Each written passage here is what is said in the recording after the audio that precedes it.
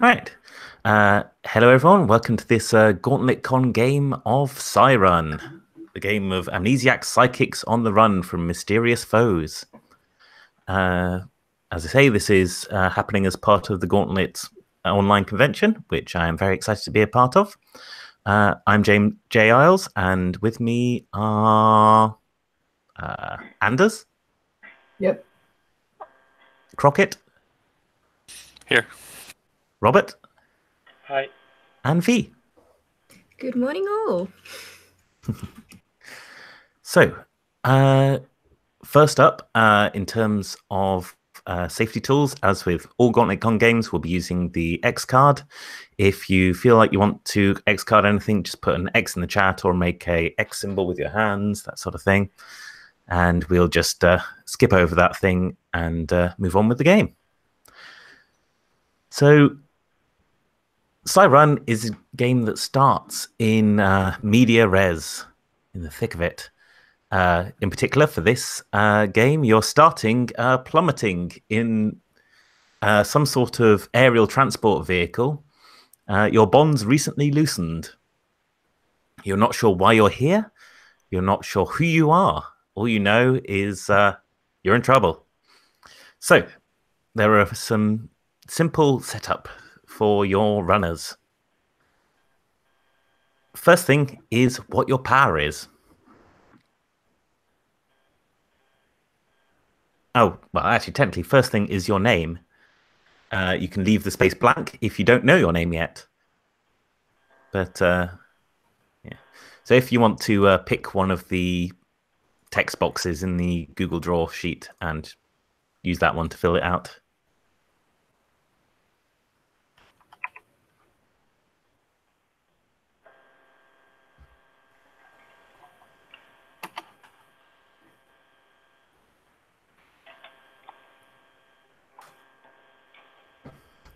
The Google, the link you sent me for the thing is is view only. Oh, is it?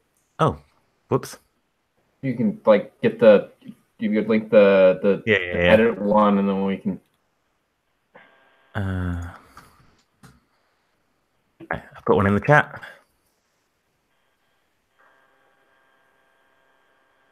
There we go.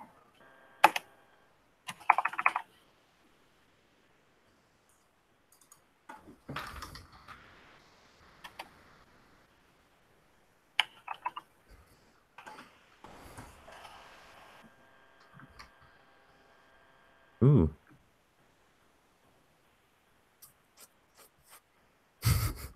I may have been thinking about what I want to do with this ahead of time. That's fine. I mean, it's fair to be prepared. Sure.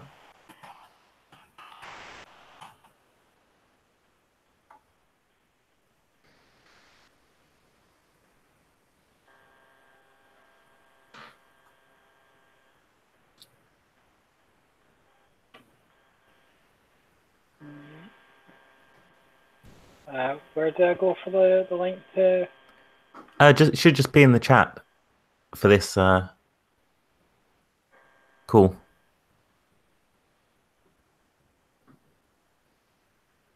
If you can't find it, I can send you on Discord. Or... Maybe better.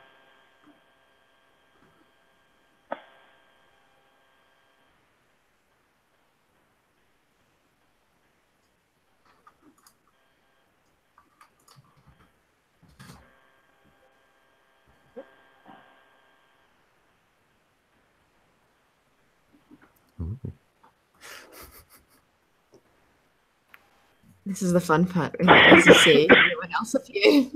Definitely.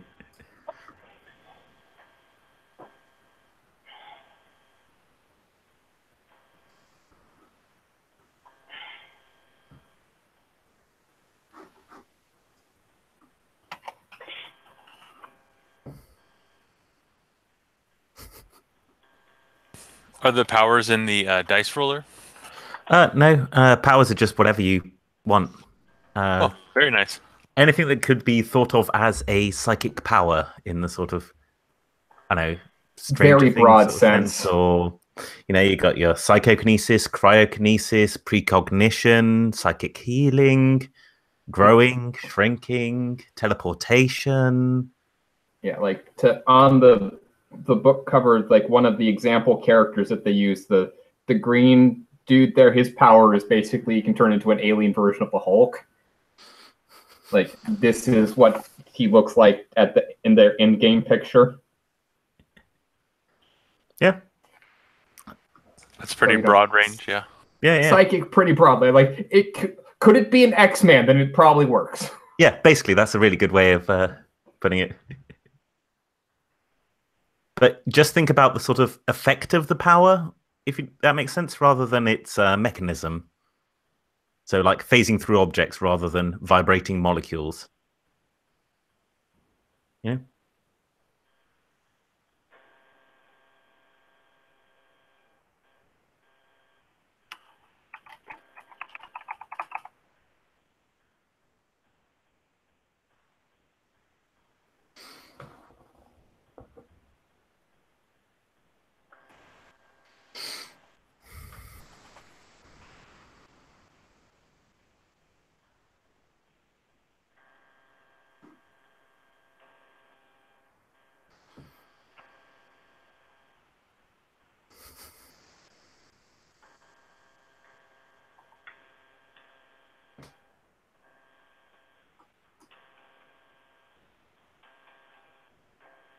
Feel fine to not have a name for your runner at the start either.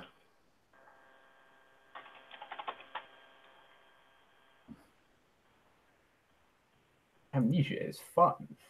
Yep. And cool.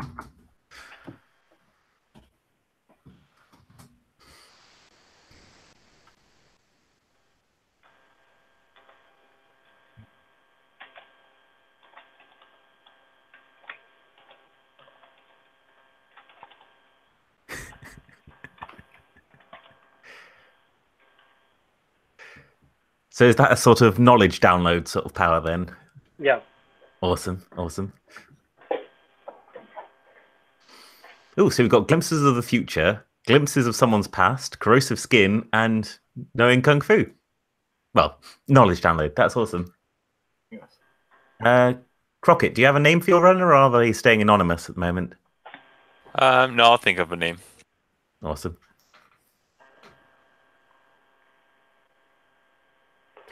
So for the look, it's explicitly phrased in the book as what you would see if you looked in a mirror. Like definitely sort of surface detail. Sometimes it'll be very clear you have special powers, like you're floating 2 feet off the ground, or sometimes it won't. Like you look like a regular guy with stubble and a beat up duster, that sort of thing.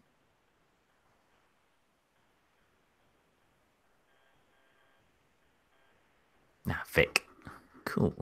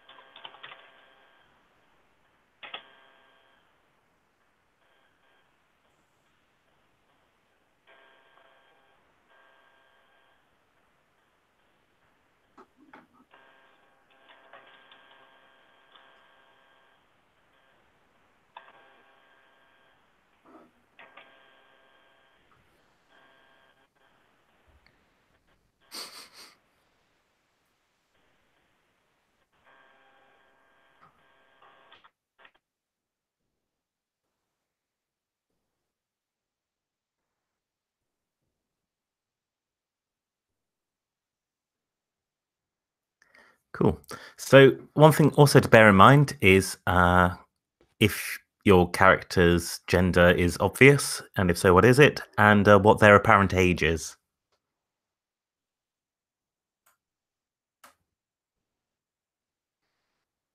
Because obviously some of you might be young before your time or old before your time.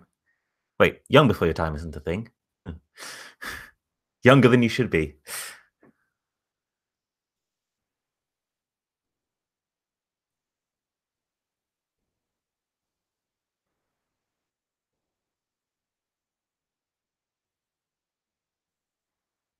Cool. So now you've got your names, powers, looks. The next thing is questions. Because a big thing about Siren is answering questions about your past. It's really what you're looking to do alongside escaping the whatever it is that's chasing you. So you need to write down at least 4 and up to 6 questions. And these are things that your runner is immediately curious about when they wake up in the hold of this crashing airship. They can be things like, so the book says you should write at least one that refers to your powers, which can be like, how did I get this? How does this work? All that sort of thing. How do I live with this? Oh, we've lost someone. Hopefully he'll be back soon. I can continue my spiel once he's back. I'll have a think while we're waiting. Oh, there we are. So the first question is about your powers in some way. And the answer to that will frame how your character deals with their powers or feels about their powers. The second one might be something that's about your strengths or your weaknesses. Example ones in the book are things like, when did I learn how to kill people? What happened to make me terrified of doctors? Where is my flute? I have a high-grade military explosive on my belt. How do I know that?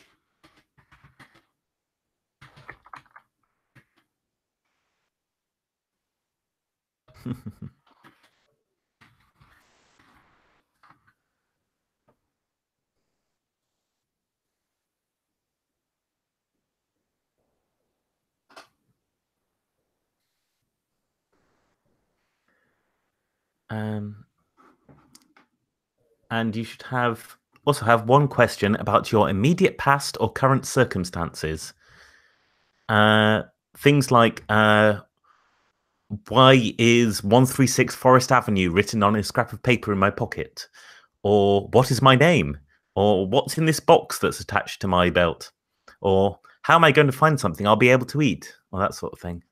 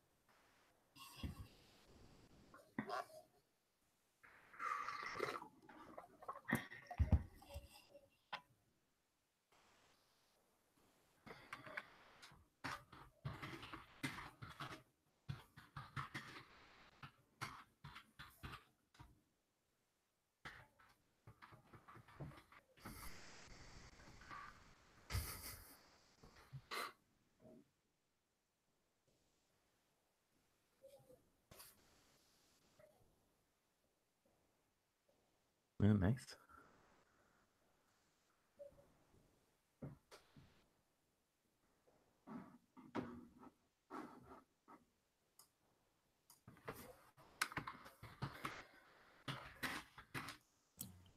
Do the order of these questions matter at all? No, not at all.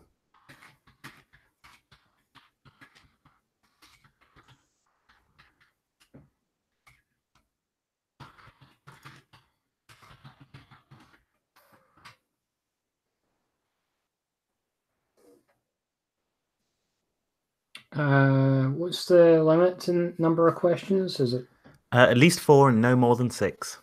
okay? So for what it's worth, you end the game when someone has answered, I think it's all 6 questions. So 6 is the upper limit of questions you can have. So it's perfectly fine to leave some open to arise in play. Okay.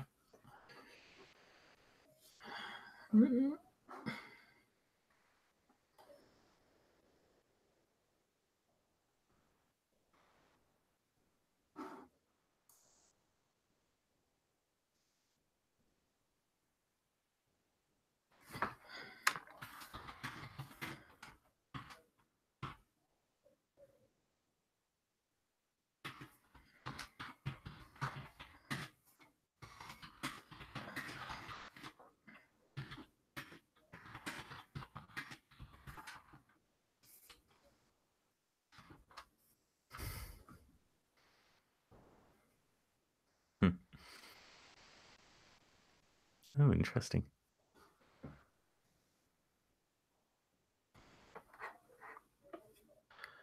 Okay, looks like we've got a pretty good crop of characters. Does anyone want to write any more questions right now? No. Awesome.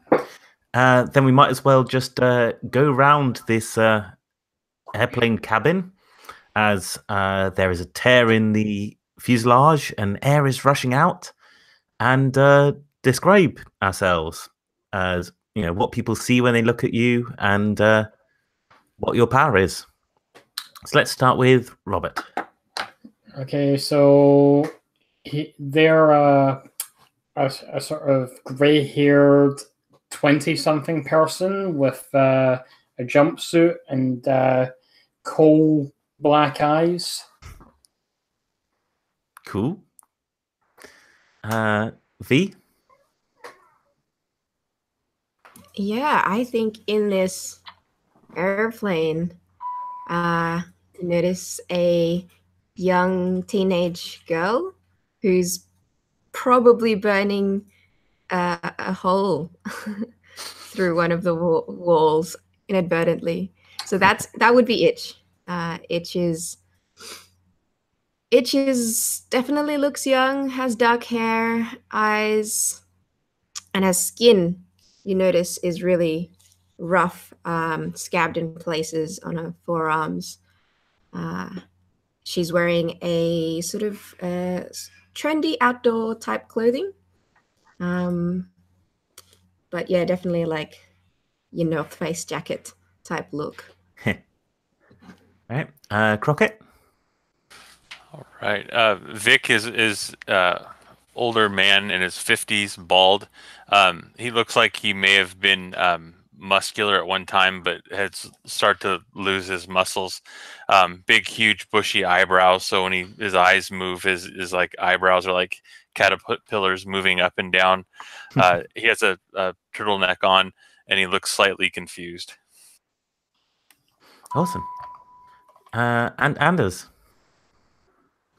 All right, Tommy is, when you look at him, he's a skinny Asian guy. Looks like he's in his mid-20s, and also looks like his hair's musty and not in that I paid a lot of money to have this particular must sort of way, like maybe 6 weeks after you should have gotten your hair cut for having one of those haircut sort of looks. And he looks like, if he walked through the right part of town, old grannies would just be swarming him saying, eat more, eat. Yes, the bad parts of town. Swarms of wild nannies. All right. So, the four of you are in the back of this airplane. It looks like quite a small one, maybe like a sort of a private plane or something. In that each of you is sat against the exterior fuselage, not really sat. I mean, on the inside still, not like on the outside of the plane, but you're not really sat so much as chained to the strapped. Let's say yes, standing in fact, with bonds that seem to be as you look at the other runners, seem to be attached to the fuselage around your arm, your wrists, and your ankles. There's a device around each of your temples, around your head, but it has a sort of red bleeping light on it. It's probably that beeping that woke you up, maybe.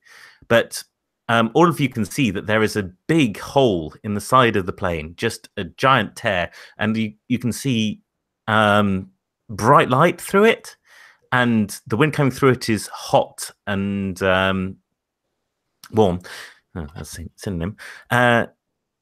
And you can hear the sounds of groaning, distressed engine outside, and the plane is lurching and buffeting, and as you're sort of waking up and looking around, it sort of drops just an awful distance in the air. Your stomach's lurch, and then it sort of catches itself, but not really. It's very unstable.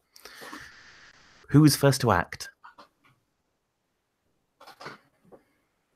Tommy, he's come where as he realizes he's bound, he's looking down at the things on his wrists. It's like, damn it, not zip ties. Why couldn't it be zip ties? What's he doing, if anything? Like testing them, like seeing if there's any give to the ones around his wrists, and just feeling if he's got any room to move. All right. So he's trying to slip out of the bonds. That's cool. I will say then that's perfectly fine for a roll. So how rolls work is you assemble a dice pool. So you get 1 dice for being exceptional, 2 dice and a second dice for doing something important, 3rd dice because this might trigger a memory, and a 4th dice because the chasers might catch up. You can also get extra dice from using your psychic powers and risking harm. But we can stay with 4 for now, if that's cool. You know what? I think I'm going to risk harm because these bonds willing to try pushing myself a little bit further to... you might sprain your wrist or break your hand. Sprain my wrist, hurt a thumb trying to dislocate something and, not get it set back right. Makes sense. All right, so do you want to roll 5 dice then, and we'll see what happens? Yes. Yeah. All right. You can select the 5 dice there and just click reroll selected. And I just did. So let's see. Okay, and then what you do is you assign those dice to the different boxes that are in play. So at the moment, the boxes that are in play are goal, reveal, chase, and harm.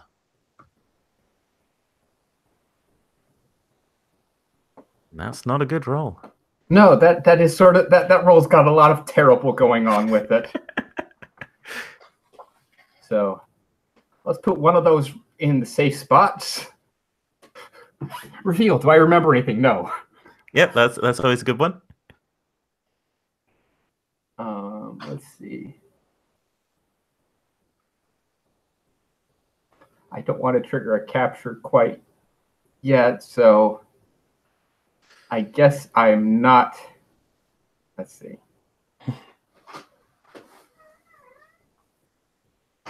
I guess I'm not succeeding. No, actually, hold on. You should have. You can probably discard that one because. True, it's a good point. My brain keeps looking to the sidebox and thinking I need to put a die there. So, yeah. So the way that the dice are set up in this, unless you're impaired, you'll always have 1 more dice than you need, which is nice. Gives you a bit of a buffer. Actually, no, I'm going to move that. Yeah. 6 down there, and that 4 up there. Okay. So, all right. So you achieve your goal, firstly. You pull your hand. You manage to sort of twist your hand, or maybe, well, you said you muttered something about zip cuffs to yourself. So you have some experience getting your hands out of restraints. Interesting that. And with that, you're able to just sort of pop your dislocate your thumb a little and pull it out of the restraints at the side. And then do the same with the other one and bend over and unzip the ones on your feet and you're free. Doesn't remember anything about your past. And you are unhurt and unimpaired. Yay! Do you think, Robert, this is a matter of, does it look to the other people more like this is luck or very trained skill?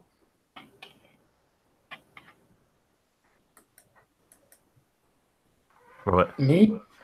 Oh wait, not Robert. Sorry, not Robert. Not Robert. Anders. Yes. It looks like I know what I'm doing on this. Cool. So everyone else, you can see Tommy there, ably sort of free himself from the restraints. Are you going to free the others? Oh yeah. Okay. I immediately start getting the others out. Okay. There's a hole in the plane. You don't leave people strapped down when there's a hole in the plane. Yep, makes sense. And it's interesting you say that because as you look out, you sort of glance out of the plane, and you can see just through that gap, there's a sort of vast desert landscape spreading out underneath, dotted with scrub and rocks and foothills, and maybe some like the shimmer of a city in the distance. Hard to tell. But what is very close by is another plane. It looks a sort of slim, skeletal even. Looks like a remote drone of some kind. Just screams up and nearby and then starts hovering, well, starts matching velocity. And you can see a camera underneath it rotate to face the plane and start scanning it because the chasers are now here. But everyone is free. What do you do? Who's next to step up? Do I know how to fly a plane? Do you know how to fly a plane? That's a question only you can answer. I don't have an action, but I think Itch definitely is like says something like tries to say something, has such a dry throat, doesn't come out, and then croaks like, "How are you going to die?" Actually, yeah. So actually, before I tackle the question of whether I can fly the plane, can I access the cabin? Okay, yeah. So you can go up to the front of this sort of locked place of this prisoner holding that you were at, and yeah, there's just a door taking you through to the cabin. They probably thought that because you were so thoroughly restrained, they didn't need to lock that. But you go through into the front, and actually, there's no one in there. There is a seat, and there is a there's a pilot and a co-pilot seat, and there is a joystick. But the joystick is moving of its own accord, and it's actually sort of spasming a bit from side to side, and there are sort of displays flashing up with sort of error messages. And then you can see, as you sort of burst through, you can see both of the joysticks just sort of slam to one side, and as the screens just start flashing blue, and then the aircraft starts sort of yawing right and entering a sort of spin. So it'd be a really good time to know how to fly a plane if you could. Okay. I'm gonna grab I'm gonna get in the chair and grab the controls and see if I can get this plane out of its death spiral. Awesome. Okay, so let me just check. Right, so you are doing a thing. Okay. You are cool. 2 dice. It might trigger a memory, so that's 3 dice. You might get captured, so that's 4 dice. Are you using your psychic power? I think I am. Okay, 5 dice. Okay. Are you risking harm? That's a good question. I think probably not so much. Not really risking personal not harm. immediately, no. How do I roll? There should You be... hold shift and click all this. Yeah. So you click 5 dice and click re. Yes, there we go. Which one wasn't a dice that you rolled? The bottom one, the free. Cool. That was, I picked. Okay, so mostly good. So in play at the moment are goal, sigh, reveal, capture. I'm not going to reveal a memory just yet. Goal. I kind of want to succeed that, but well, thankfully, goal is quite permissive. You only need a 4-up for that one. Well, I have 5s. Yeah, a 4-up. Sorry. Oh wait, so I only have to use 4 of those, don't I? So yeah. Okay. So you're actually pretty good. Yep. Oh. Just deselect. So chase 5. Well, capture. Yeah. Oh, we're capture. Okay, so it's capture 5 and psi 5. Yeah, put the awesome. So sorry, I'll just move these along a bit. Okay. So okay, awesome. So you grapple with the controls enough that you can actually write the plane. You somehow know to press a button to or press whatever to disable the autopilot and get control. Can you describe for us how your powers feel in that moment? So in that moment, I think it feels like I connect with. Obviously, there's some sort of autopilot AI in play here that was steering the plane. And I kind of sort of connect to that, and my eyes go sort of greenish, and maybe sort of lines of code in there. Oh wow! And then it's like I've downloaded basically the program for how all the systems work into my brain, so I know how to fly the plane because the computer taught me how to do it. Okay, so you actually sort of pull the knowledge out of the computer that's here in the plane. That's cool. So with you flying the plane, what are you going to do about that drone?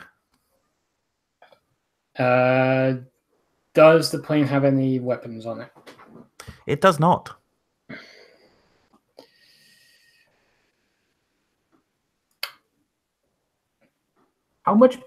What's the size comparison between us and drone? Oh, you're much bigger. All right, I'm just going to fly into it then. I'm glad I can be helpful. Awesome. So, all right. Do you want to give us a roll for that? Yeah, sure. So I don't think I'm rolling exceptional. Want to do something important. Might trigger a memory. Would it? Yeah, everything might. You always roll for. You always roll the top 4. That's why. That's why they don't have a question mark. We were on capture last time. You were still on capture. Yep. So we're still on capture. Okay. 1, 2, 3, 4. And I'm not using my psi power right now. I think you're probably risking harm, I'm going to say. Oh, okay. How did that happen? What, smashing an already damaged airplane into another flying thing? Oh, that's totally safe. So yeah, 5 dice. Especially when there's a big hole in the back. Yeah, definitely. Okay. It's cosmetic. Yes. Reroll selected. Ooh, pretty good. There's a 1 in there. There's a 2 in there. Don't have to use the 1. Yeah. Unfortunately, well, for almost everything, a 2 is as good as bad as a 1, except capture or harm. I have a question for harm. It doesn't have to be the runner who's rolling that applies to, or it does? It's normally the runner that it applies to Okay. that is rolling.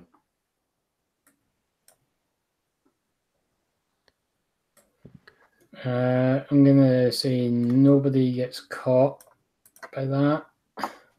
Okay, good idea. 6, 5.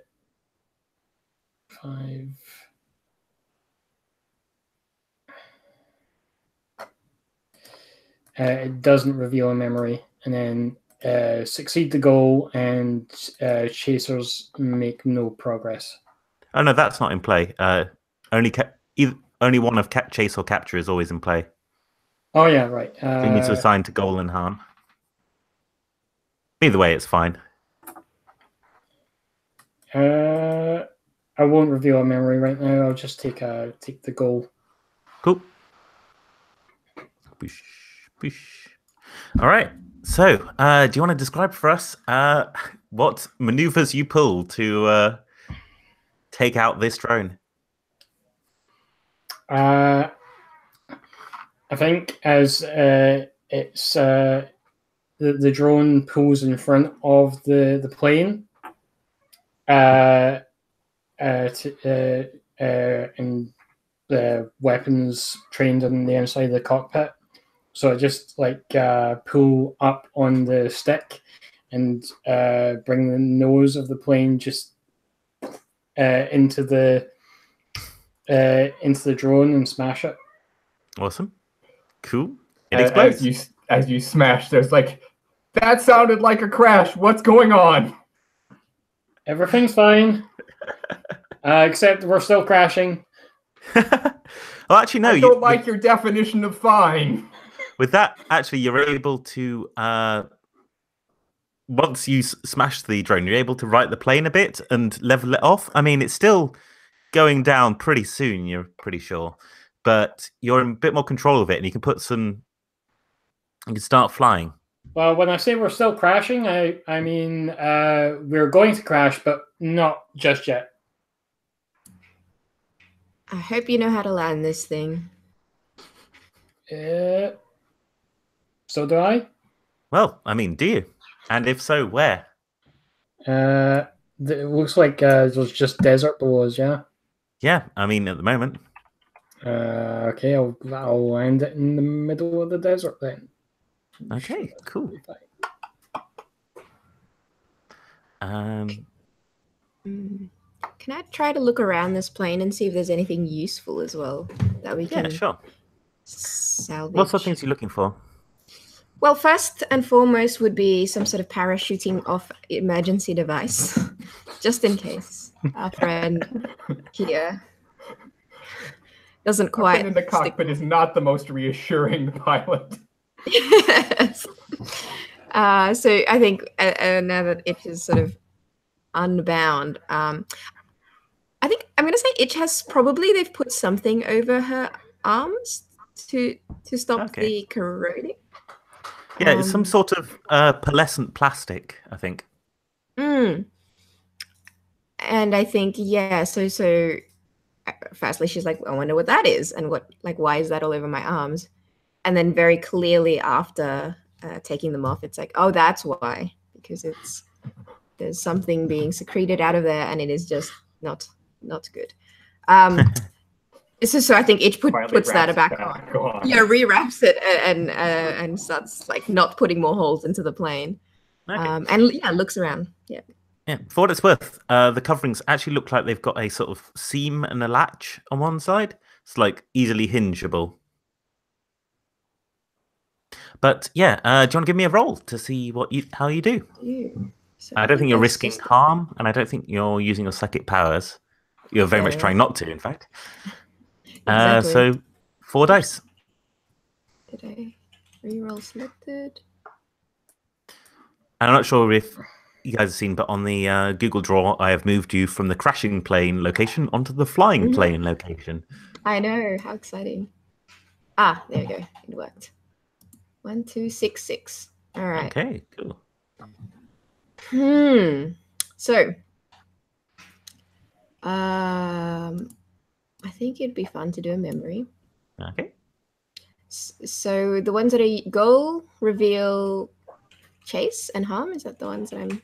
You're not risking harm at the moment. Oh, no, not harm, sorry. So just 3 of those. Okay. Yeah. I think I just don't find... Oh, no, everything's selected.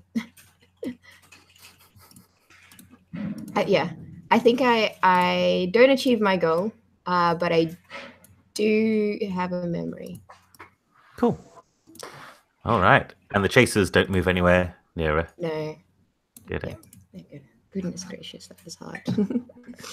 All right. So you get first say actually on both things, both what the memory is that answers one of your questions and why you failed your goal. So you can tackle those in whichever order you prefer.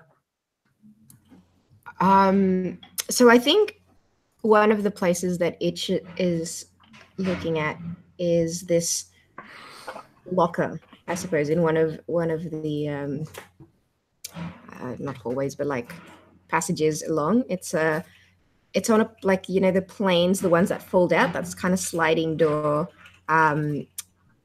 in the bathroom section of the plane, and I think this is where it first removes the bandages and some like accidentally burns the tap. I think at this stage she just wants to get like wash her face, and the faucet thing just totally corrodes, and that triggers a memory of being on a plane for her. And I think she would have been very young at this stage. Yeah, so this would be sort of when she was going through puberty for the first time. And I think when you go through puberty, your sweat changes, and I think that is when the effects that first started happening for her, and that on this plane, that is when she realized that, oh no, this thing that's coming off me, that's not safe. That causes a lot of problem, and people get really upset. They think that you've been lighting matches, you know, like there's all sorts of problems. And in that memory, I think I run over to my parents and I'm like, oh no, what's happening? Or these 2 people who I assume are, you know, like I guess they're my parents, but I don't really have that connection in the present. And I'm showing them my hands and they touch it, and it's, you know, it injures them. And I think that's when I realized that this is not a good thing. Awesome. So do you want to write that answer next to that question? I will do that. Awesome. So while Itch is looking through the back of the plane, yeah, is our pilot going to try and attempt a landing? I'm gonna try. All right. Everybody might want to buckle up or something. Tommy slips into the cockpit and buckles himself into the only other seat in this plane that have actual seatbelts as opposed to restraining straps. Awesome. Might trigger a memory. Chasers might catch up. I'm not using my power right now. Yep. Reroll. 5, 6, 3, 1. Okay, not a bad set. I will use the 1 for the reveal. Well, you don't need to use the 1 for anything if you don't want to. Oh yeah, that's right. I keep forgetting. So it's just the top 3 that are in play at the moment. Oh, I should have rolled for harm, shouldn't I? I'm okay with you not. Okay. So I think I want to succeed. Probably good. Yeah, yeah.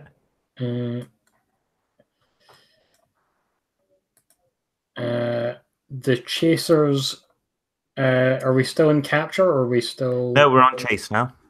The Okay. chasers are currently one location behind you.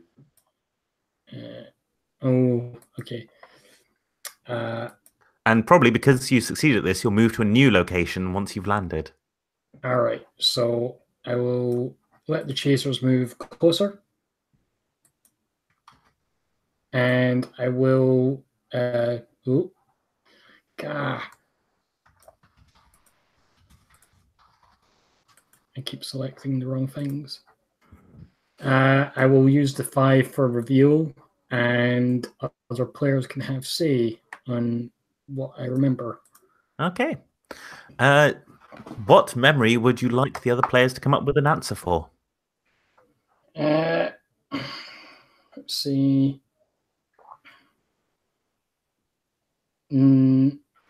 Because it might be relevant to who's chasing us. Who is Dr. Hartman and why do I hate him? Might be. I don't know. For what it's worth, the other folks, you can decide to give them a new question instead of answering one of their existing questions until someone has 6. That's how you get new questions. So I think that here's the thought. So I'd like to say you have a vision of yourself before your hair is prematurely gray, maybe like a couple of years younger. You feel a couple years younger, and you're in a lab, and they've been putting you. You feel like you've been put through test after test. They keep just throwing new weird stuff at you, and with consequences if you don't succeed. And you can see up above this behind on the other side of safety glass, watching with a tablet in his hand, like taking notes, Dr. Hartman, as they place a bomb on the table with a 3-minute counter and say, "Go." Nice.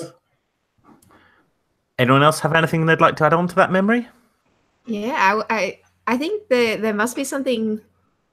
I think, yeah, my idea is something like there's a deeper relationship with you and Dr. Hartman, like that maybe the doctor was someone who offered you something hopeful, or did you voluntarily go into this, but it wasn't what you expected? Something along the lines of that. Ah, okay. So that's why you hate him as opposed to just like... Yeah, as opposed to like hate everyone Yes, who's doing this, like this personal... It's a personal hate because he's like, you met him and he's like, you have this gift, we can do something with it, and then next thing you know, how quick can you learn to disarm a bomb? You've got 3 minutes. Bam, straight into the testing chamber. All right, awesome. So you got your answer to that one. And yeah, you're able to... I think so can I just... Yeah. So I think as we're in the vision and I've got the bomb in front of me and it's ticking down, it's like 3 seconds is, it's always 3 seconds that, it stops at. And it cuts from the 3 seconds to me, like, and then as we land. Nice. Awesome. So yeah, and the sort of... It's almost that sort of jostle of the plane's wheels touching the ground that sort of jerks you out of the vision that you were having. And yeah, the plane sort of bumps and goes back up into the air and then bumps again and then sort of eventually sort of slows to a stop on the sands.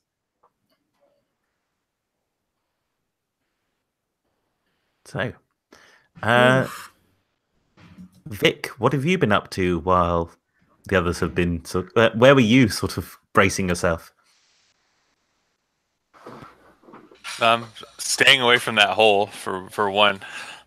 As we were going. Look sharp. Yeah, staying away. I think that I've I had a walkie-talkie that I had on my hip, and I've been kind of scanning through the channels of that, trying to see if I could pick anything up. Cool. All right. So, because you're probably in the main body of the craft, you can see that there is a sort of, as it comes to stop, there are emergency lights that come on, especially around a oval door in the side of the plane.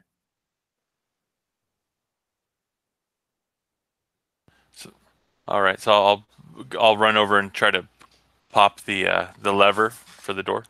Cool. Yep, the door pops open, and one of those big inflatable slides sort of starts, well, inflating and rolling out into the desert beneath.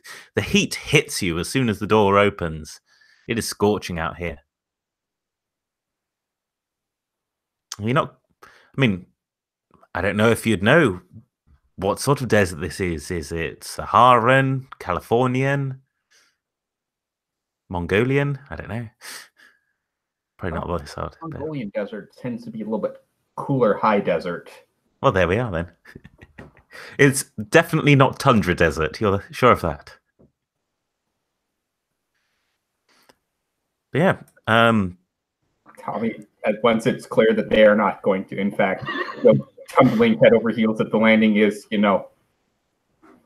more than just the you can walk away from successful kind.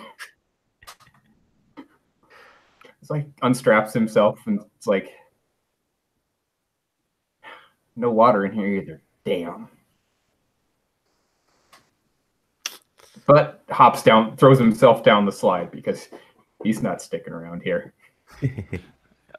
And Vic will I'm going to try to look through the cabin to try to find stuff to make like head wraps and things like outfits out of. That way we're not getting sunburnt. That's cool. I think you can find some of those like tinfoil blankets and, some cloth napkins that they have in the storage lockers and that sort of thing. So, yeah. Oh, and you probably also turn up a couple of bottles of bottled water, like really small ones. You know, the sort of serving sizes that you get in airplanes. And peanuts? Yeah, sure. You can get a few peanuts.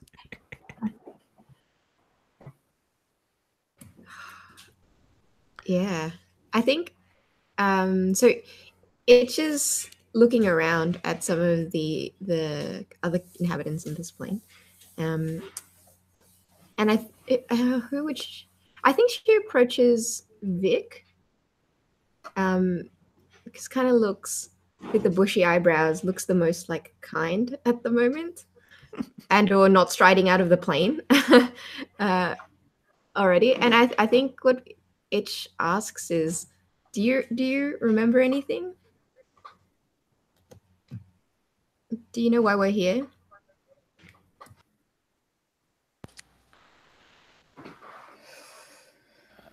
I remember a scientist conducting tests on me, making me use abilities that I have. Yeah, and I don't remember.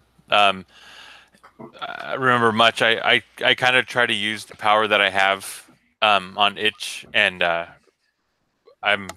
nothing happens, nothing works. So I kind of know that you're, besides the fact that we were in a crashing plane and you've got futuristic looking plastic wrapping your body, that you're different. Cool. So, you can hear a sort of droning noise faintly in the distance. Sort of, those of you who are outside the plane, scanning the skies, you can see some more of those, some specks up in the sky. Sure quite what they are, but that's where the droning noise seems to be coming from. From outside, Tommy calls, "If you want to leave, we might want to go soon. I think we've got company." Yeah, I think that's true. Itch nods and grabs as much. I think puts a jacket, puts a jacket hood up. Gets ready to go. Where to, though? So that you asked before or after you come down the slide? After. I'm gonna go down the slide. All right. Into the hot, hot sun. Whee!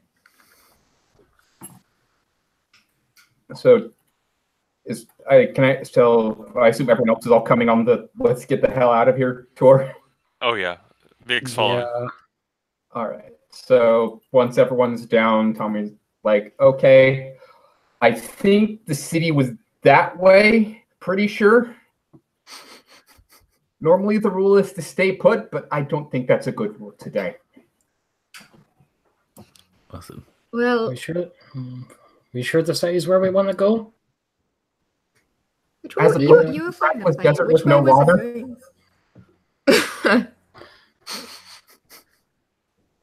going? Well, what else are we going to do? Be picked up by those? Yes. We have about 30 minutes worth of water here, looking at the two fun-sized bottles. So yes, we want to go towards the city. Maybe they'll pick us up there, but dehydration's a crappy way to die.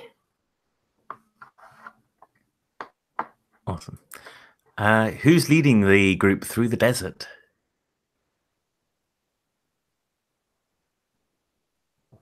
Any volunteers? Tommy's going to at least stride out to begin with, although as they actually get in, I suspect Itch is probably significantly better at him than actually dealing with wilderness-related stuff. But he's the guy with the clearest idea of where you're going. So that's... Yeah. Mostly he's going to get people going. Once people are moving, someone else can take the lead and make responsible decisions. But hey, getting people going is an important skill, if not on its own. Exactly. All right. So you're exceptional. This is something important. It might trigger a memory, and the chasers might catch up. Are you using your psychic power?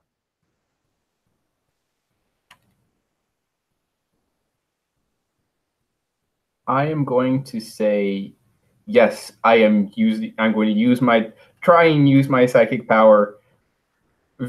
Somehow I know vision. The further out I go, visions get iffier, but stochasticity is a thing.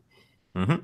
Chaos theory, etc. Like things that will lead in positive directions, you can get a sort of feel for. I'm going to say. Okay. So I'm going to actually move this one down out of the way.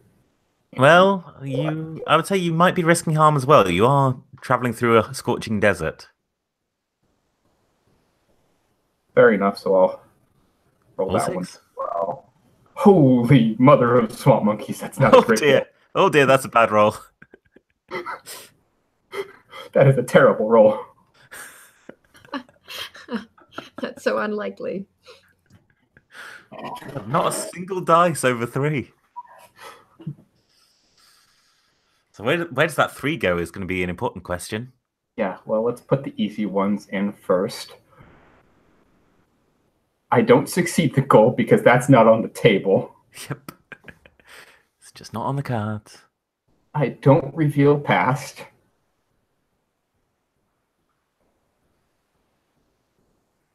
I'm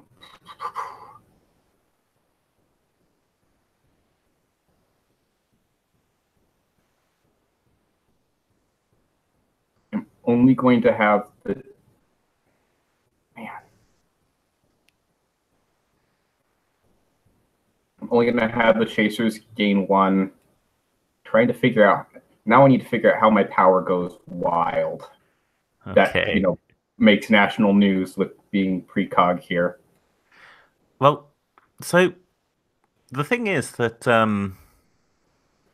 the chasers are already only one step behind you, so 3 or 2 doesn't really make much of a difference.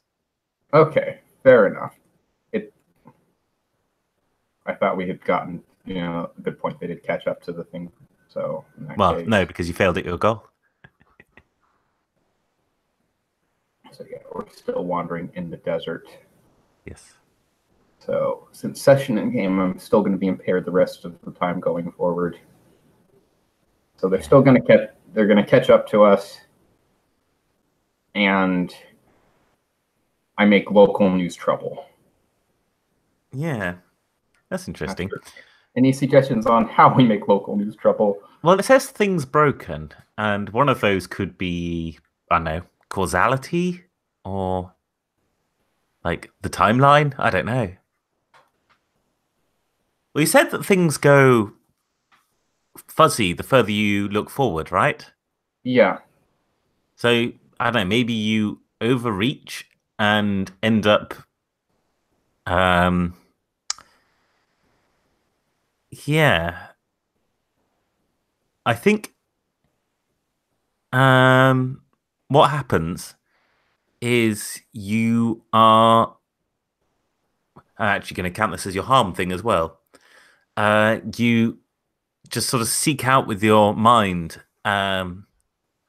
what the future looks like where you've got into a safe location out of the desert. And you're searching and searching and searching, and then it just sort of falls through your hands like sand, like the future that you were holding, and there's just nothing. There's just blackness around you, and you can hear something just sort of snap. And everyone outside, you can hear a rumble like thunder in the distance. I just set off an earthquake or something, didn't I? Maybe.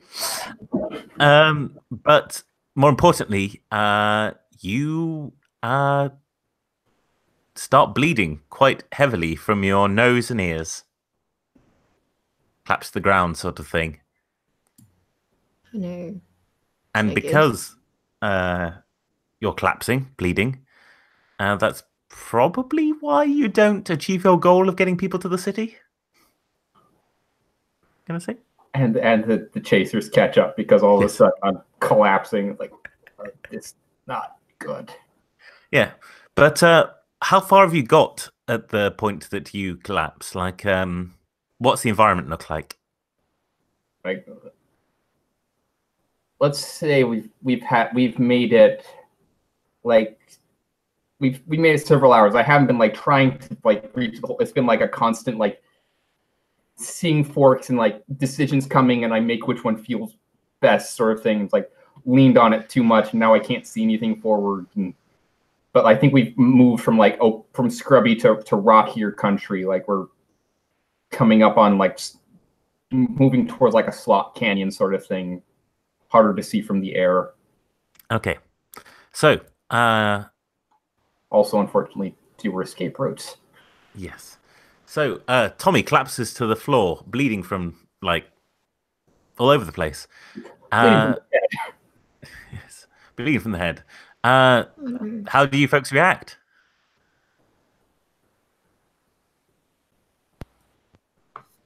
Vic I'm going to go over there and try to pick him up, and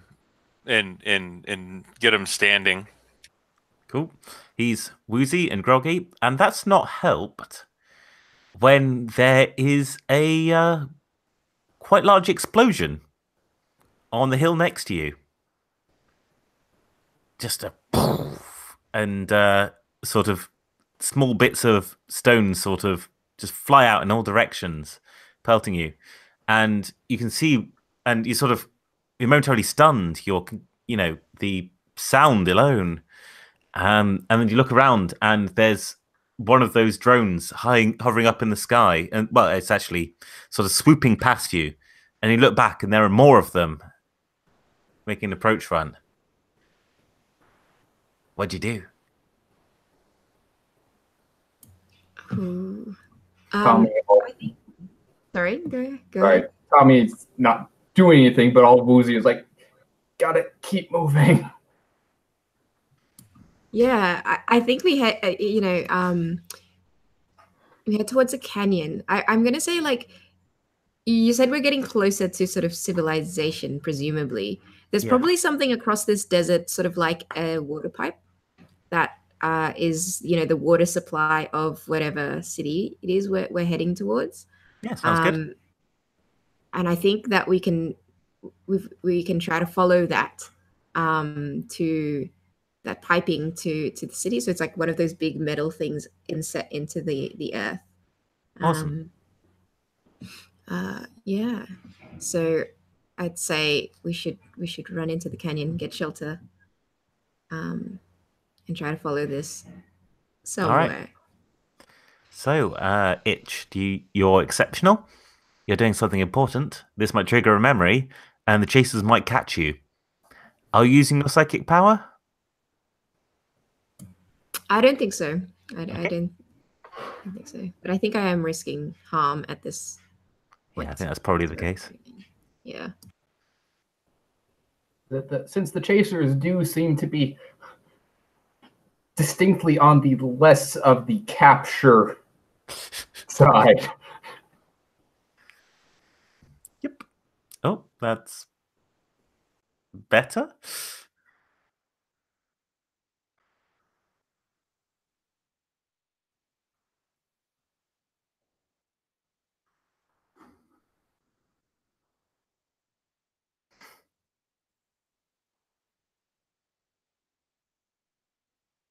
So I'm going to choose to achieve our goal, not get gained on. No, capture is what's in play at the moment, not chase. Oh, sorry. Yeah, that's right. Well, no one gets caught. That's still good.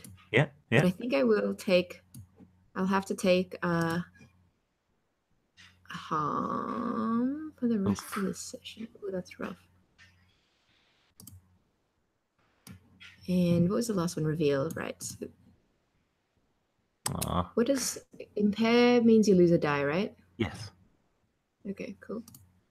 Yeah. If you've taken 1 point of harm, you put one of your dice on the impaired slot before you roll. If you've taken 2 points of harm, you put your highest dice on there after you roll. Sounds good. Yep. So, yeah.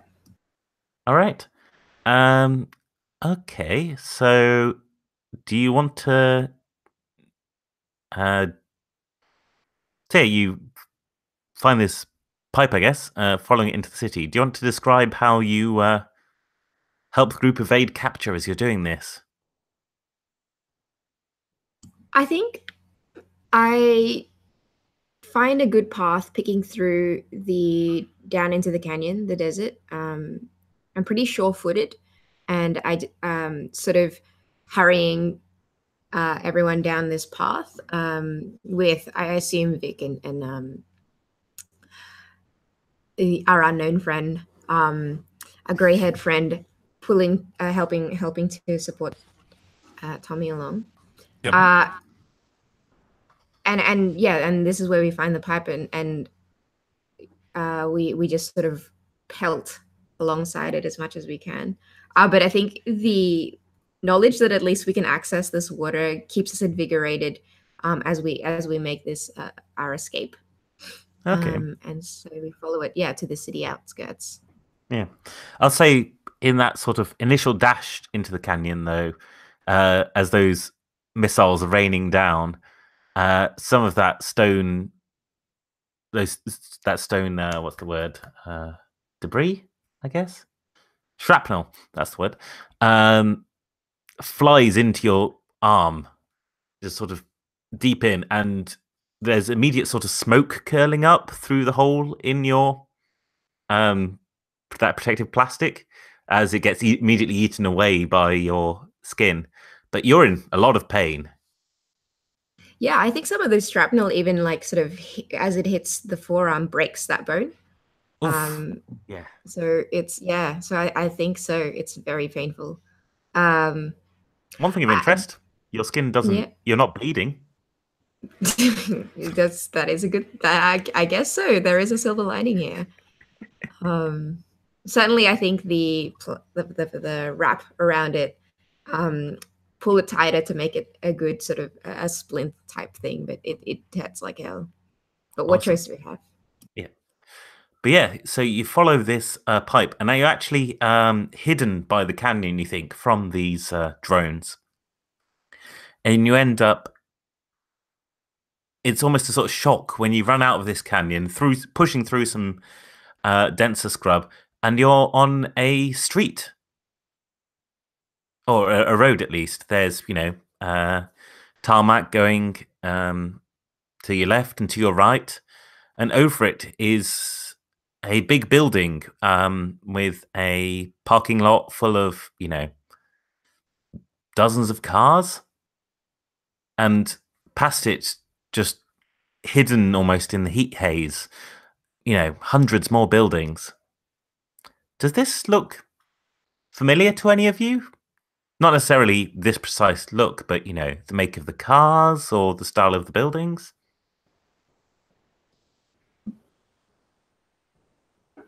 Tommy, who is, no longer bleeding from head orifices at this point, is looking around. He walks like past 3 or 4 cars before he comes to one that he likes, busts in a window and proceeds to start hot wiring it. Okay. And Give me a car thieving roll. all right. Exceptional. Doing something important. Might trigger a memory. Chasers might catch up. Yeah. So put one of those dice on the impaired slot.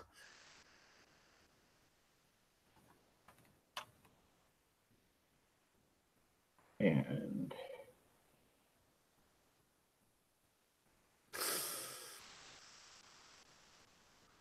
well, it's a good thing we're going somewhere else, isn't it?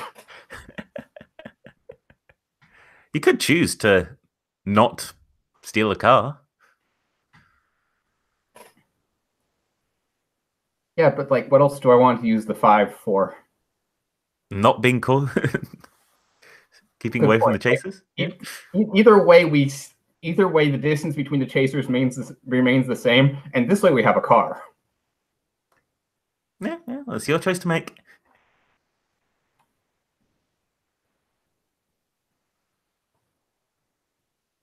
Yeah, Okay. So, again, you're busting into the car. You start hot wiring it. And, yeah, this is apparently a skill that you have. Well, doesn't trigger any memory, so it's obviously not something that you feel particularly strongly about. or that it's just done so much that it's like, oh yeah, this is a thing. Okay. So you'd say that this actually feels just completely routine to you, like muscle memory, like whatever, bam, done. Yeah. I clearly led a sketchy life. All right. And yeah, you get the car running.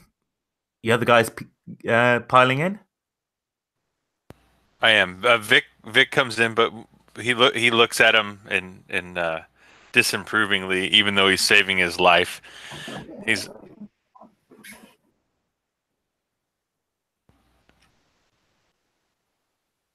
Which I personally think is kind of judgmental for someone who's on the run. You might not be criminals. You don't know.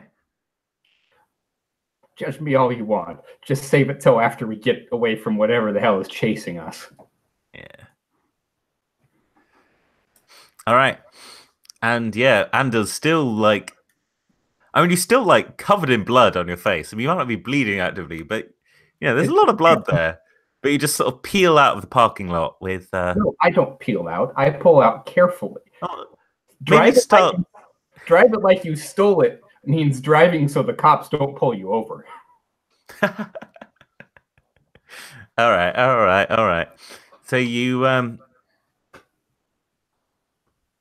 are you going as you come out of here? Are you going on as you go onto the roads, are you trying to head deeper into the city or away from the city? Deeper into the city. Okay. Hopefully, whoever's ordering drone strikes will, hold off from ordering drone strikes into large crowds. Not a guaranteed safe thing, but hopeful. All right. So you enter the city highway. As you see in your rearview mirror, those black specks in the sky are coming closer again. But, you're in the car. And This is the first time you've had to sit down for a while. Out of interest, so, obviously, Tommy is driving. What side of the car is the driver's seat on? Driver's side is on the. It's on the non-American side, and The left. The left, yeah. Awesome. And Tommy was like, oh, like it. He was like, oh man, but comfortable enough with it to handle. He's not accidentally steering them into traffic either. Okay. Who's riding shotgun?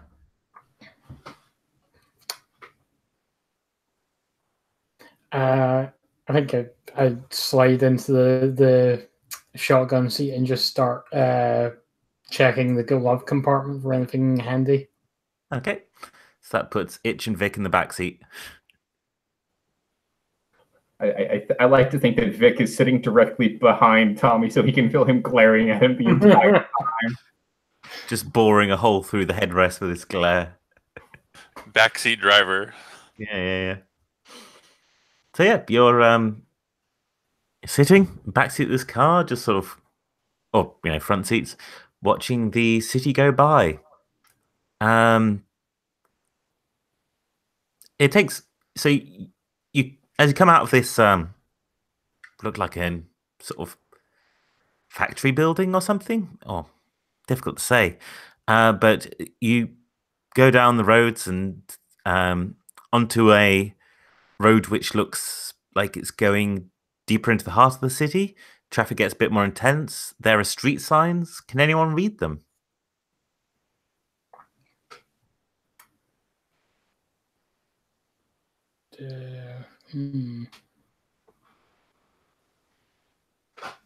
I'm going to say Tommy can recognize the language as something as an Arabic language, but he can't read it.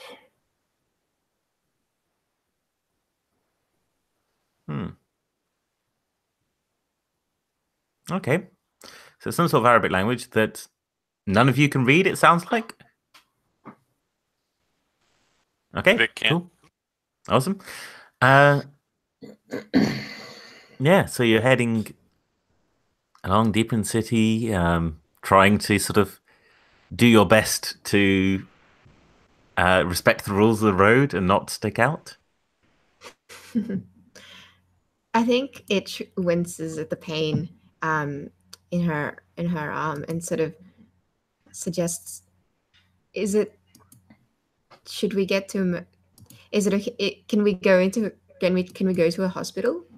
Is that even a thing we can do? And I think it hurts her to sort of make that suggestion because, it feels like it's being weak.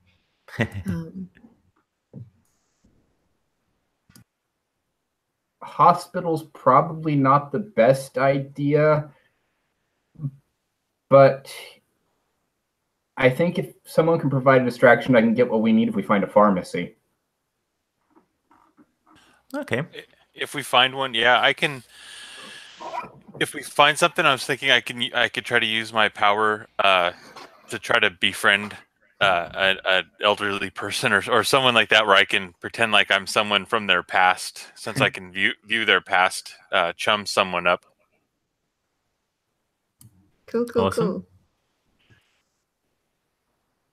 Well, it wouldn't be a bad idea to have some medical supplies on hand. All right. So, yeah, Yeah, Anders, you may not understand the language, but thankfully a neon green cross sign is pretty universal. So you can sort of pull off, as you see one on the side of the highway, you can just sort of Get pull off off. and pull into the Yeah. parking lot for something that's a building that looks the right sort of model to have medical supplies. Yeah.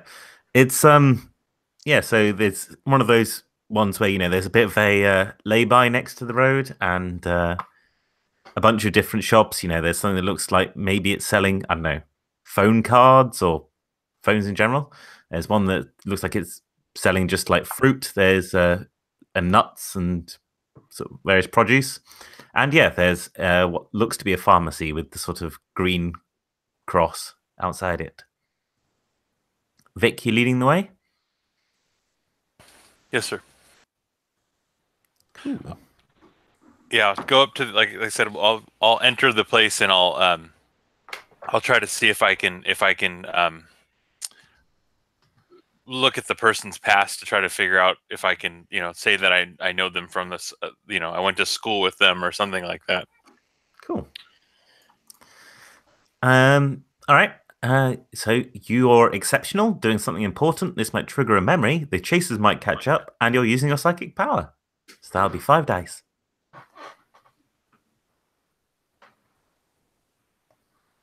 So they're orange now, and then which button do I hit now?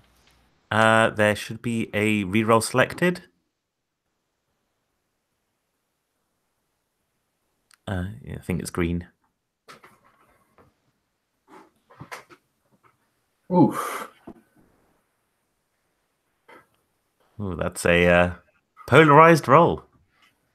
All right, and so then I take out one of them like that. Yeah. Okay. So active are goal, sigh, reveal, and chase.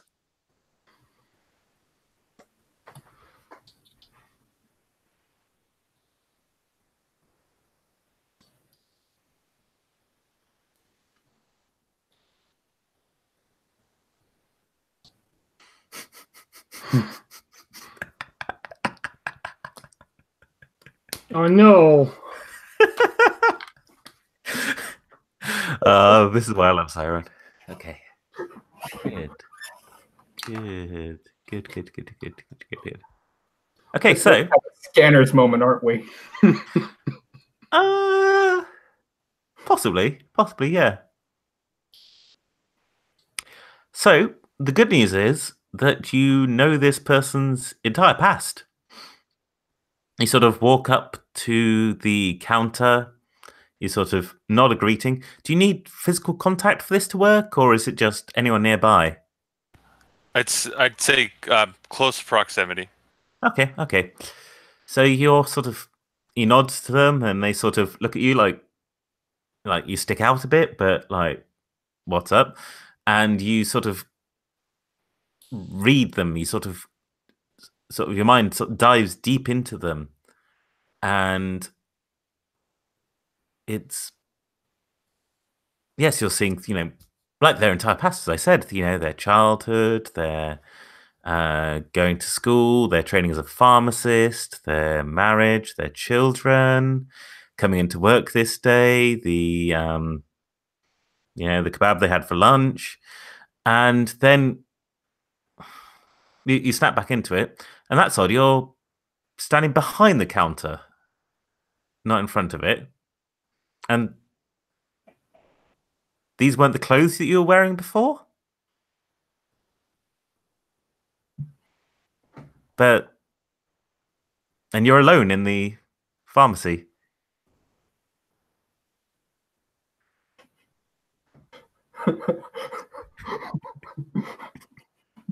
Oh shit.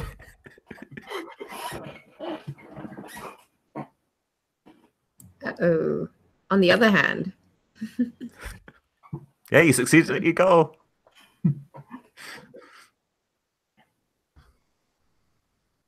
All right, I think I'll start yelling. Just general screams of horror, or calling for people to come in? No, yeah, just general. All right. Those of you out in the car outside can just hear general screams. Sounds like my cue, Tommy says. Yeah, right. All right, and the three of you sort of. with Yeah. you, and slips in with I'll keep watch. Okay. already a plan for painkillers, some sort of cleaning, some painkillers, first aid kits, and whatever else might be useful, like a splint for Itch's arm there. And Yep. So Tommy, you burst in the door. I mean, Vic, what does Tommy see when he runs in through the door? I don't burst through. I slip through quietly. Okay, you slip in quietly like a cool thief, not an amateur thief. Sorry.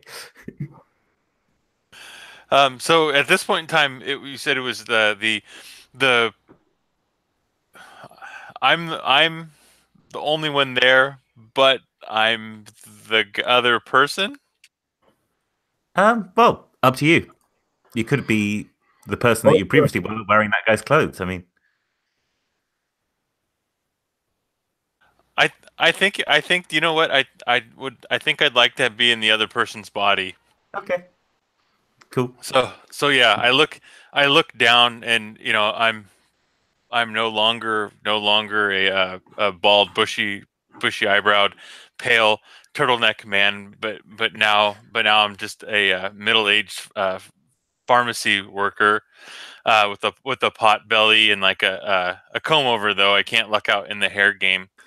And I got glasses on, and instead of bushy eyebrows, I have a bushy mustache now.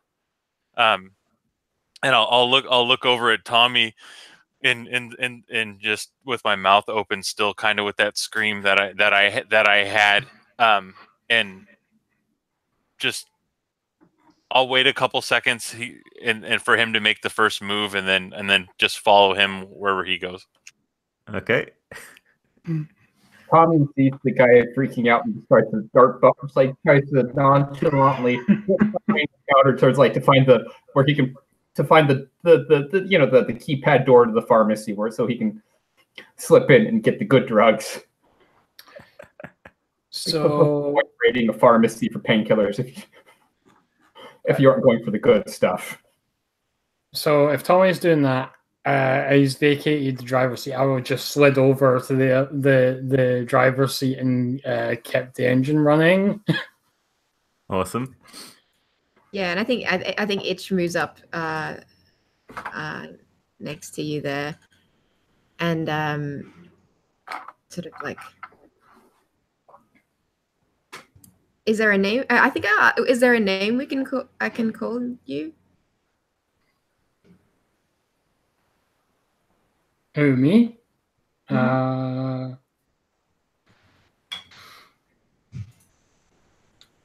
What is it? Is there anything written on my jumpsuit? Let's see. Yeah.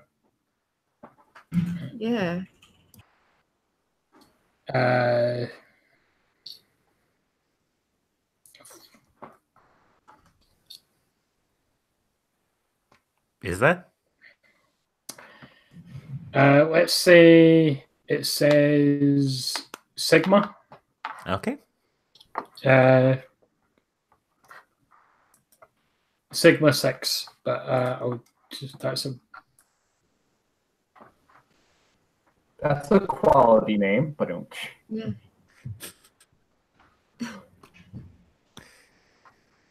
All right. So, Tommy, you're trying to raid pharmaceuticals to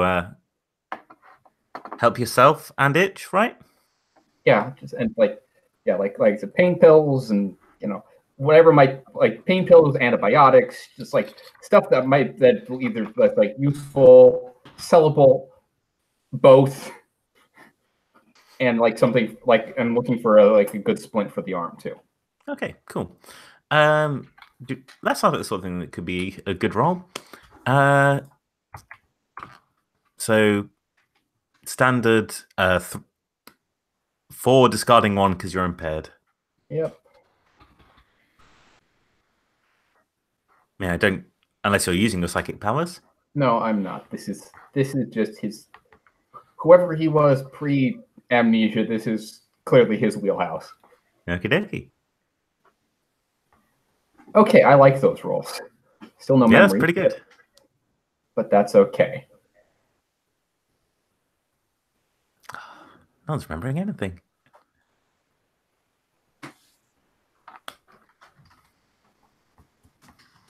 Oh, Sigma should probably write down their answer to the question of Dr. Hartman, so we can keep track of which ones have been answered.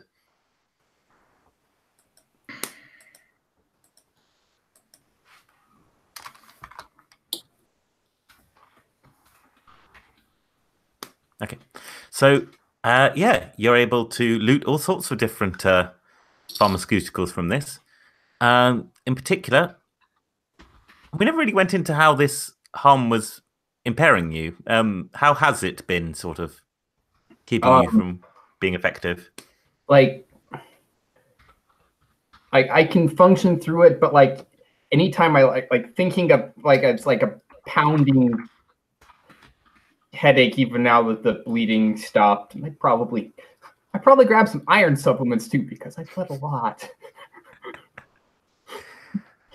And just generally, like my brain hurts. All right, so you can neck some codeine or something, and some iron supplements, and the your impairment is gone. Hooray! Yay! And yeah, you can grab a splint for itch as well. So you. I grabbed all this and I'm looking around to see, because trying to see where Vic went. Has Vic composed himself, or?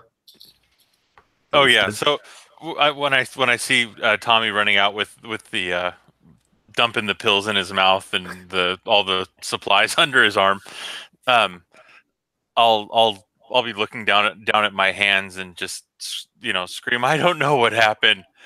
I don't know. We got to get out of here. And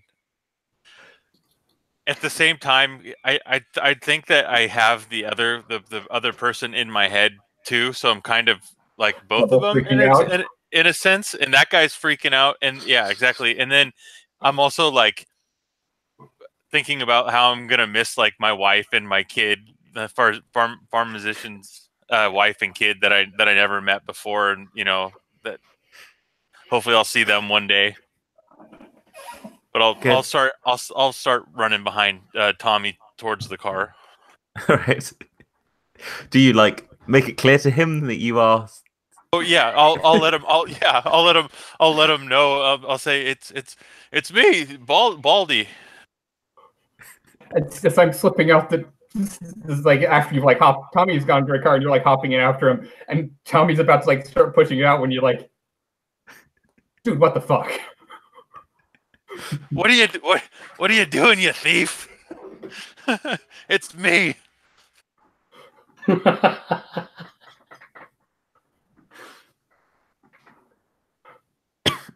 I look forward to dude in the driver's seat and like, okay, I guess they're with us. Let's go. All right. All right. So new Vic climbs into the car along with Tommy. Mm-hmm. I think there's just a look from the other two, like, oh, what happened here? The stage just got weirder. Yep. So as they pull out, Tommy's rummaging through his bag. He finds the Xanax and hands one over towards New Vic. Take one of these. You need it. Thank you. And he pops it. And okay, Itch, let me see your arm here. Yeah, and Itch is like, no, I can. I got this. I can do it. You sure? I'll make sure it's set right before you splint it up too tight. Yeah. Oh, cool. I think this is like the moment when Itch totally like has that this. Tommy is really, really familiar to Itch. It's just like this moment because they're finally like sort of having a more intimate, closer together. Like it just looks really like that face when you know you've seen them from somewhere.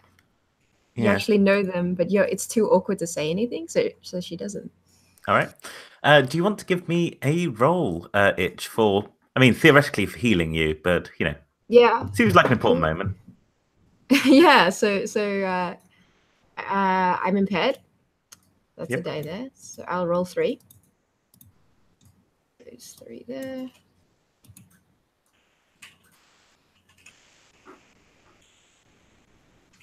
Five, 2, 3. Not so great. Not so great. I think I will do this. I do want to know about our relationship.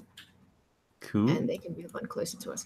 So I think, what it is it gets splintered up, but it's broken, I'm still not going to be able to use that arm. It's going to be 6 to 8 weeks for it to be set and not impairing me, at least,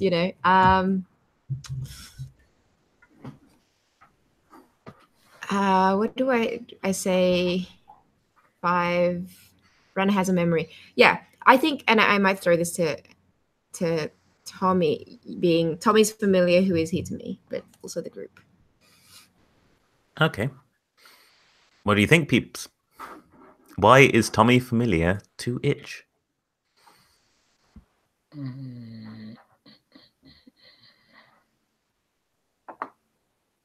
So, if folks don't mind me taking another shot at another memory here, I don't want to. I feel like but like I see like in some sort of place with like holding cells and stuff. You see, Itch is a little older than she was in that first memory, but it's late after lights out, and then suddenly the door to her cell pops open, and Tommy out there, dressed in street clothes, is, come on, let's go. Took you long enough. Yeah, I think. Yeah. Awesome.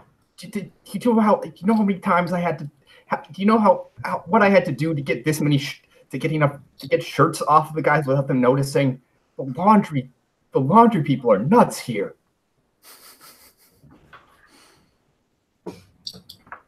Awesome. Yes. Anything? Any details the other folks want to add? Is that so? For my benefit, is that the holding cell from the people who are chasing us, or is it that we are like crime buddies and we've had a history of breaking each other out of regular prison? I'm thinking this is from the people that were holding us. Like they they have to give us some sort of like exercise time to like make things, and like contact was made. And Tommy's a friendly guy for all that he has, that he was clearly living a sketchy ass life before they found him. Awesome. And so we friends from that time? We made friends, yes. And yeah, he like, if it was just him, he's like, well, maybe I belong here. Yeah, I'm the person who's going to the bad place. I know that, but you're just a kid. So, cool. So can I add that in that case that maybe you are wearing jumpsuits that are like the one that my character is wearing? Yeah. Mm-hmm. Cool. All right. And Sigma, you're behind the wheel, yeah? Sig. Yep. Okay, cool. So you notice in your rearview mirror, as you're sort of driving along the city highway, a white SUV aggressively moving forward through the traffic. Okay, I will aggressively move away from them. Awesome. Give me a roll. Do you know how to drive a car? Of course you do. You've been driving it. Yes, but you know how to, Do you know how to drive a car? Move from regular driving to Fast and the Furious zone. We'll see. Okay. So this is just for my risking harm. Probably not, I don't think. Okay. It depends on how aggressively you're driving that car. Well, actually, yeah, that's your call to make. Are you risking harm or not? Yeah. Because remember that the risking harm gives you an extra dice that you could use to make sure that things work out. As long as you're okay with risking harm.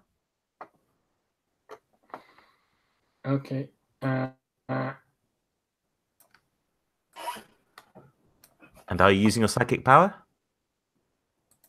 I don't think I was. Okay, cool.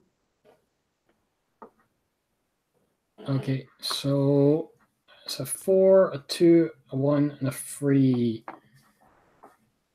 And a 4, right? Yeah, the 4, 4, 4, 2, 1, 3. Okay.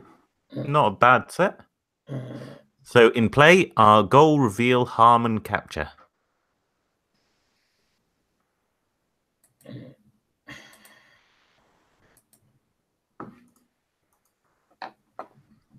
Oh, it's capture. In that case, shit. Itch has volunteered as capture tribute. If need be. I'll put 4 in capture. Okay.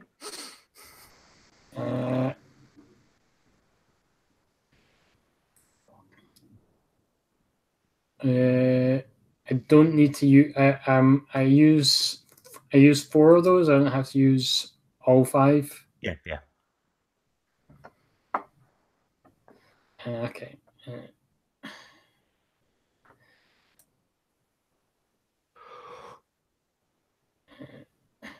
3. Man, your rolls have not been great this. No, the dice. I I feel like this is the way to go there. But I'm super happy to be captured if it's, you guys can stay healthy. I think that would be fine. Tom, he'll come for you. Yeah, it's fun. It's only a temporary capture, right? So, what we're defining my goal as here? Probably getting away from Okay. place. So we'll put that as a 2 then. Okay. And I will move the 6. Why did I put the 6 there in the first place?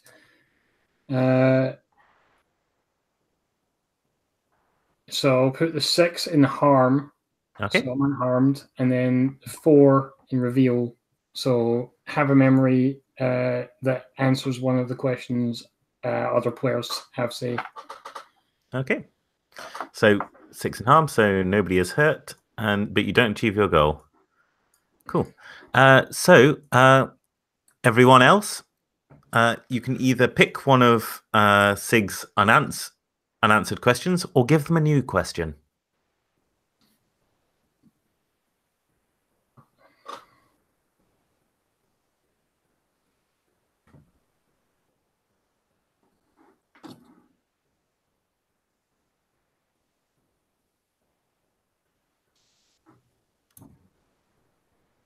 I think I'm curious with Sig about why you do have trust issues.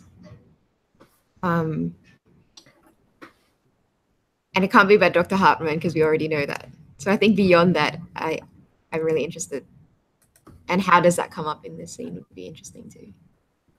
Okay. Does anyone have any answers for why they have trust issues?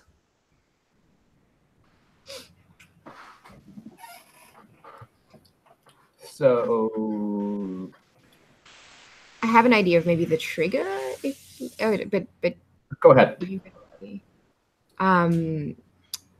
It could be in this moment, right? Everyone's sort of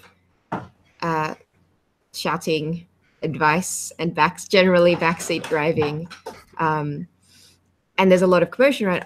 Oh, it's there. We need to go this way. I think you should take this turn off, and all of these opinions, I think, would be the trigger. If anyone has any good ideas of why?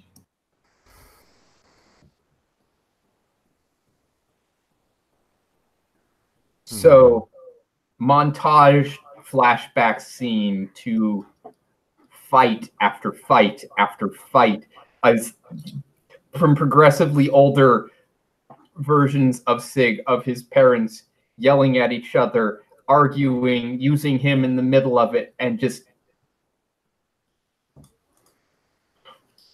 Why does he have trust issues? Because all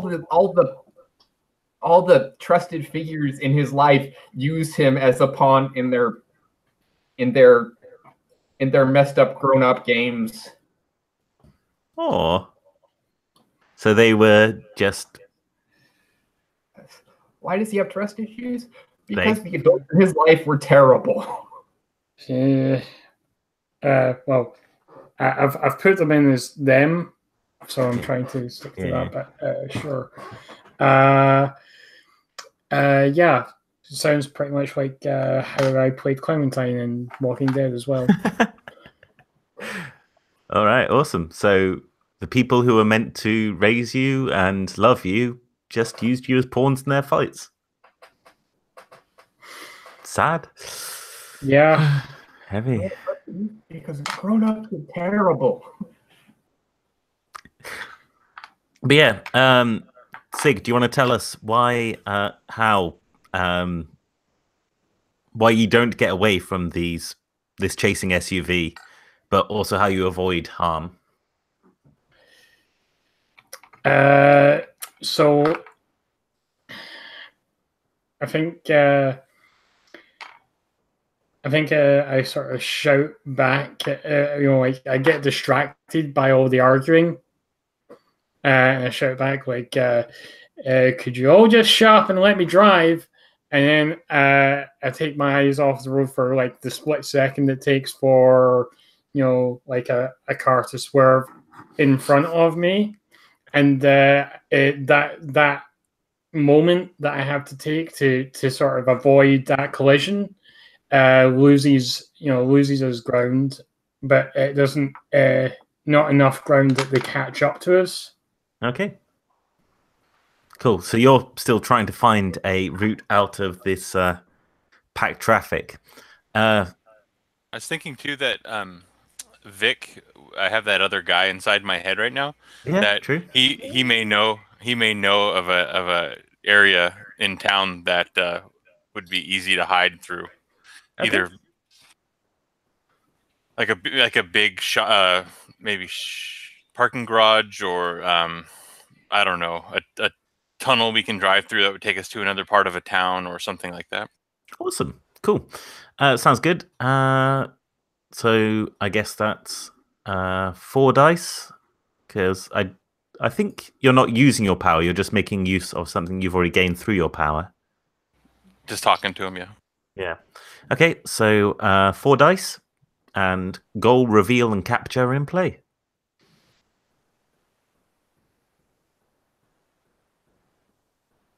See, that's slightly better.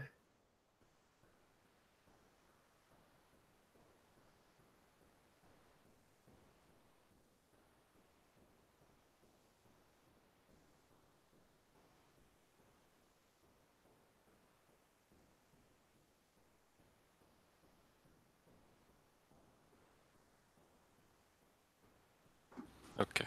6 in goal, 2 in reveal, and 5 in capture. Okay. All right. So yeah, you do what exactly as you said. You dive into the memories of this poor pharmacist who you are now, and you shout out to Sig, take this exit right now. And Sig does, surprisingly, despite their trust issues. And you go immediately sort of underground.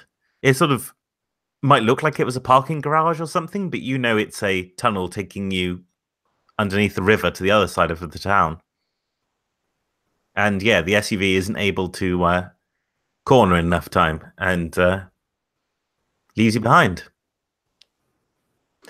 And you drive through this tunnel. It's pretty empty, so you're able to just get out right through and out into the other side. And here it's a lot more, well, I'm not going to say peaceful, but it's a lot more sort of built up. Actually, it's more like the sort of central shopping district sort of thing. Like that side of the river you were on just then was the sort of industrial or working or whatever side, and this is the side that people actually choose to spend time at. So, Vic, you, with the new you, do you by any chance speak whatever they speak here now? Does anyone else have a problem with that? Because I have a problem with that. Look, if we start going to things I have problems with, we'll be here all day, and whoever's chasing us will catch us. I'm just trying to deal.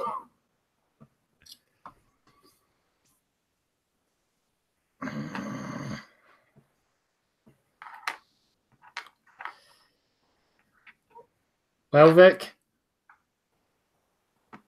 Yeah? As you know, you do. Yeah, I'll say I'm gonna say something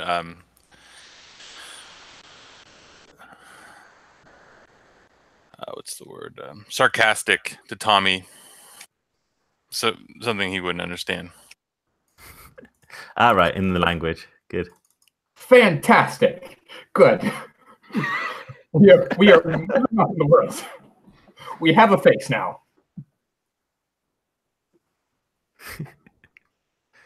Ooh, phrasing.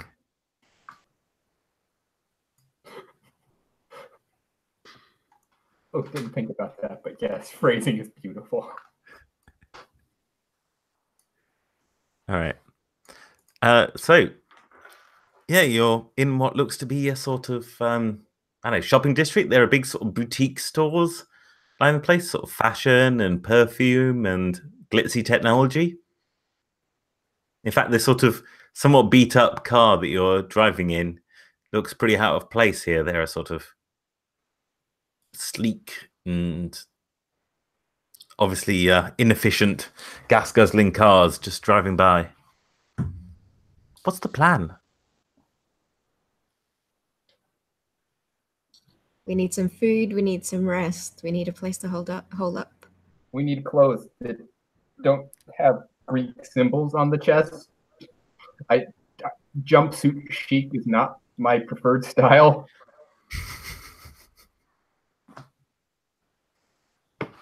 The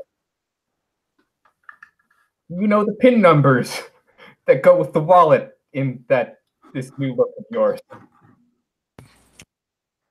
Yeah, I think that's worth a shot. See if we can get some money.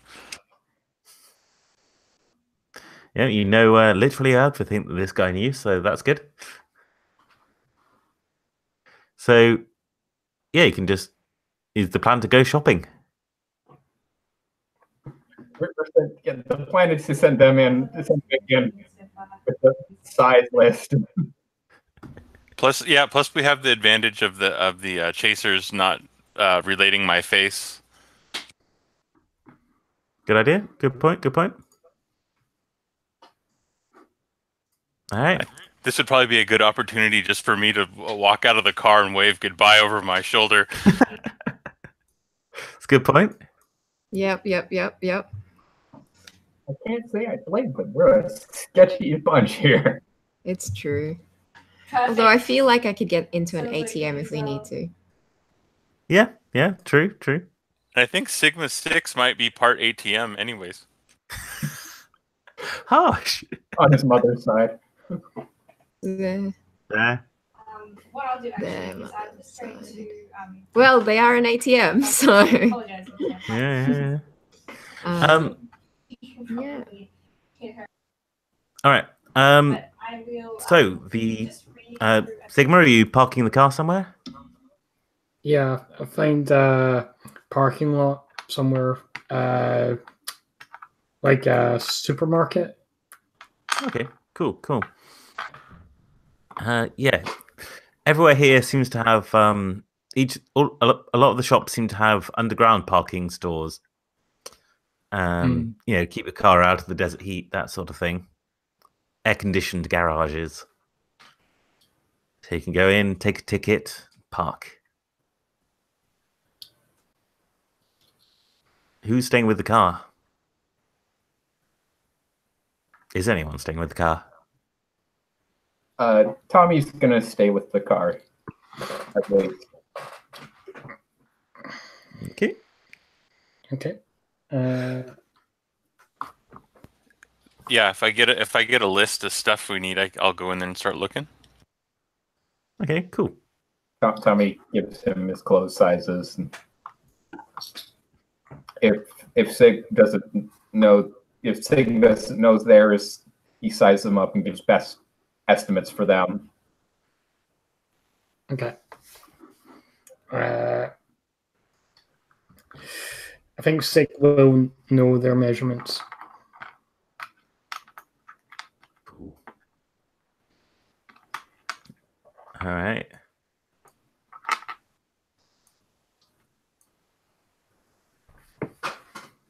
Yeah, so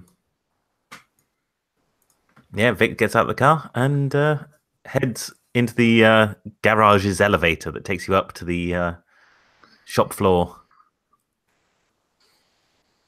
So yeah, Vic, you're riding up. The person whose mind you have in there doesn't know anything about this place. This is, you know, far out of his league, you'd say. But the door opens with a ting, and you step out, and you know you're in this quite sort of opulent, boutique-looking sort of place. There's someone approaches you with a sort of slick man approaches you with a tray with a cup of water on, hands it to you, sir.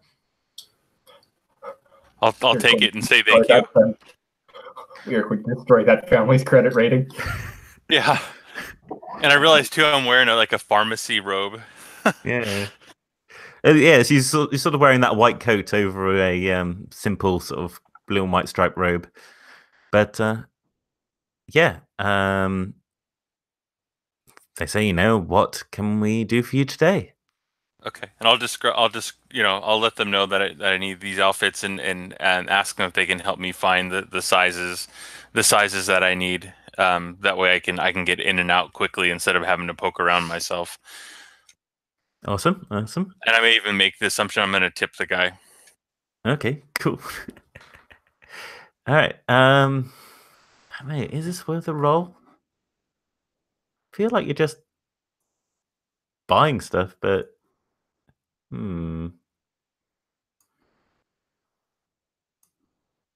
up to you if you want to roll for this or not, I'd say.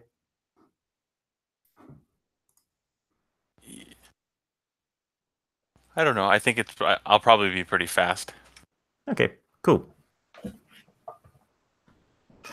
So yeah, you the person sort of tries to sort of, you know, talk you into like, have you tried this?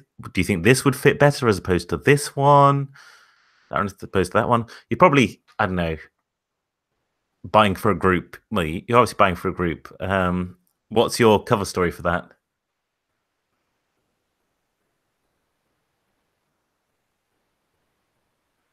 I have family from family from out of town that isn't used to the climate that needs set up. Okay, they nod. And, you know, say they had luggage issues at the airport. Yeah, exactly. That's a good one. All right. Okay. So you get half a dozen pieces of clothing. Maybe a dozen. I don't know. And pay with this guy's credit card, and put his pin in, and as you do this that this is probably, as they say, going to lead to trouble down the line. But oh well, it's not your credit card. And take the elevator back down to the car with your bags. Yep, very good. I'll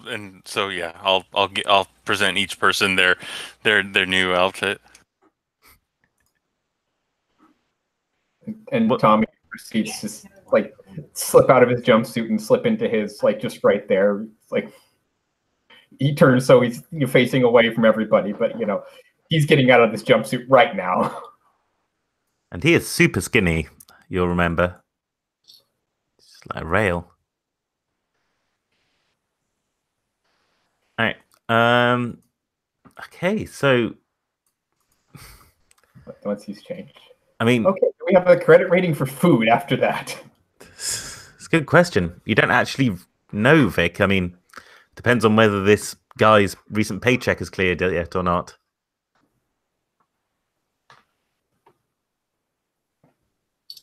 I'd say he has enough for a meal, but I don't know if enough for like a pricey room or anything like that.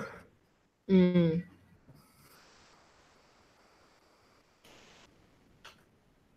Yeah, I'm wondering where we should. I think by this point it's getting dark, right?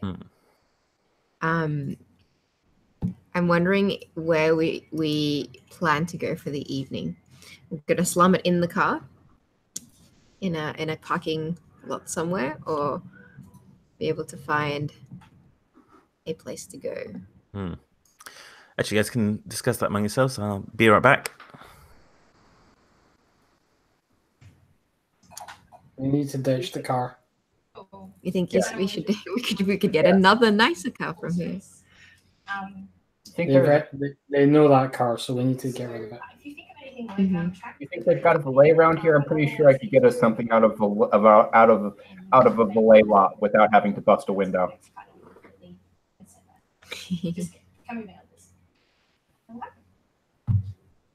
Yeah. Bonus points if you can give me if we can find someplace loose near the valet, I can pick up somebody's ticket. That's true. That's true. Also, I feel like we need to know way more about Tommy's background and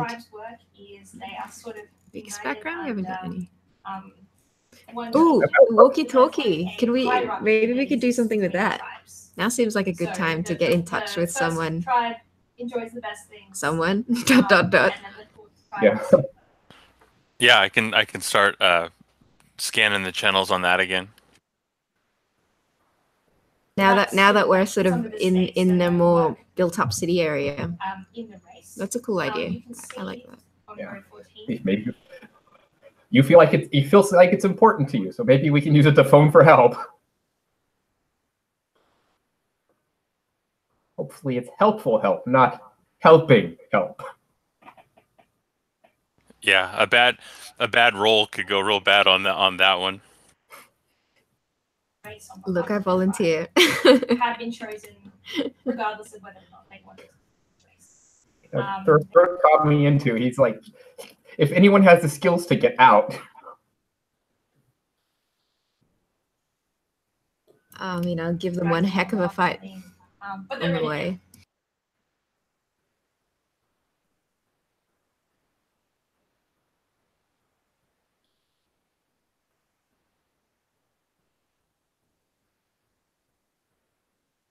The tribes, you'll see one row of characters.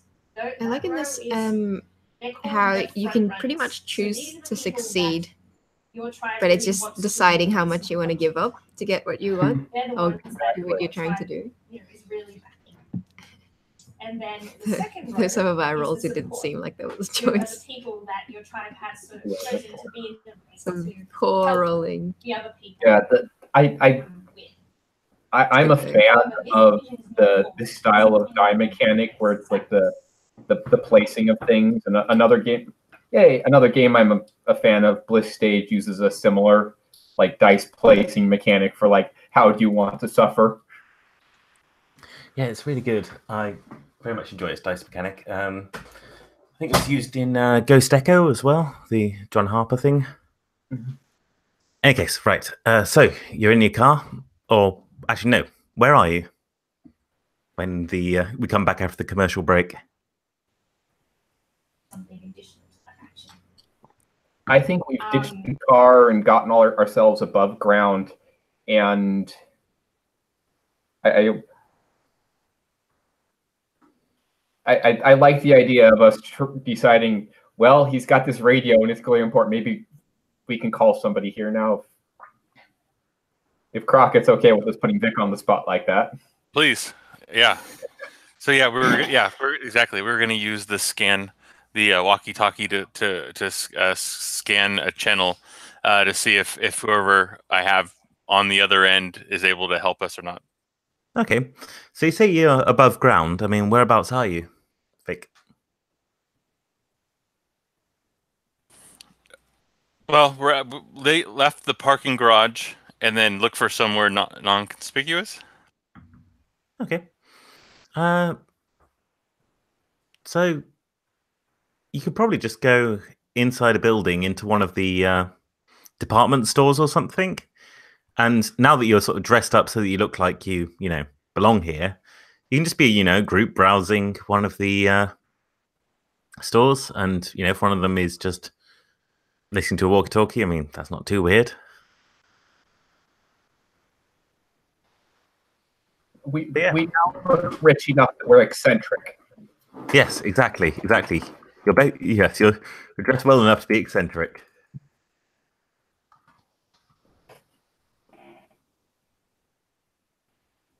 So, and plus, you're tuning to the non-discerning eye, it might be a satellite phone or something secure. So, like, ooh, he's fancy.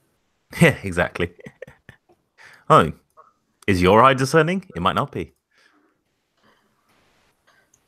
But yeah, so Vic, what's your goal in scanning through the frequencies here?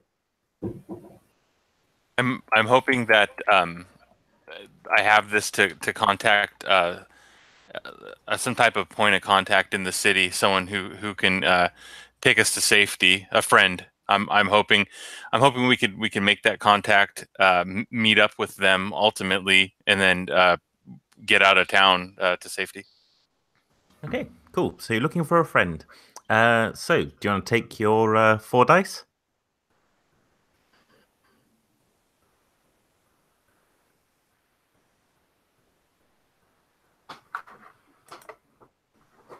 Ooh, that's a good roll. That's a fantastic roll.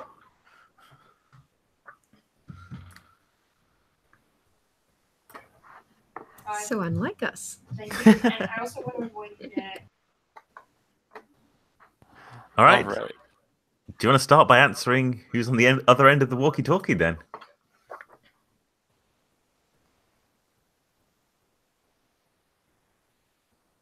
I mean, I'm going to assume that that's the memory you want to answer here. Yeah. All right. We'll say it's another person that we had been locked up, with powers prior, that I had been with. They had escaped earlier, and they knew the route that we were going to be flying from one location to the other, and so they were actually the ones responsible for the plane.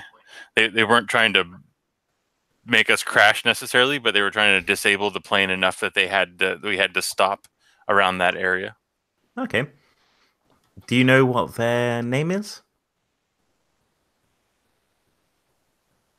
Let's see.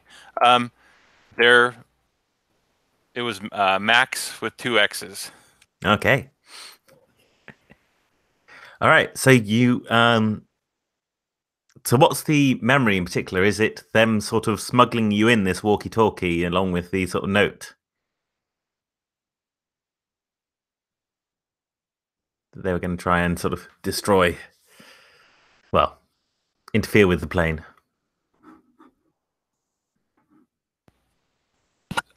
So yeah, I don't know how they got it to me. It might have been however their powers had worked, like the ability to move matter over distances, let's say. Ooh, that's cool. And so I had it was like a shoebox appeared with a note saying that like soon as you're free, or soon as you'll know when to use this, I guess is open enough description of what I needed to do. And so this seemed like a good time. All right. So you're tuning it and and then you hit on a frequency that feels right, and you hold that to your ear, and through it you can hear someone saying, Vic, you there, mate? Hey, Max? Oh, you made it. Thank God. I thought you were dead. That plane should have come down hours ago. Well, we had a little bit of problems. A few bumps and bruises along the way, but we're in the city. So where are you? Where should we meet you? Wait. This is Vic, right? I'm a little bit different now. Okay, yeah. No, it happened again. Cool, right. All right. Well, whereabouts are you? Look around at the streets. I'm at a food court outside of a Sears. Right. Okay. Come on, this is a much nicer mall than this Sears. They don't have Sears here. Even before Sears went down, this Neiman Marcus. All right. God. All right. From here, then? You're probably not feeling too great about air travel, right? Well, as long as you don't handle the next plane like the previous one, we'll be okay. Excellent. Right. All right. The airport, then. It's at the north end of the city. You can read the signs, right? Or if not, you know what an airplane sign looks like, right? I know I was a bit woolly when I got out.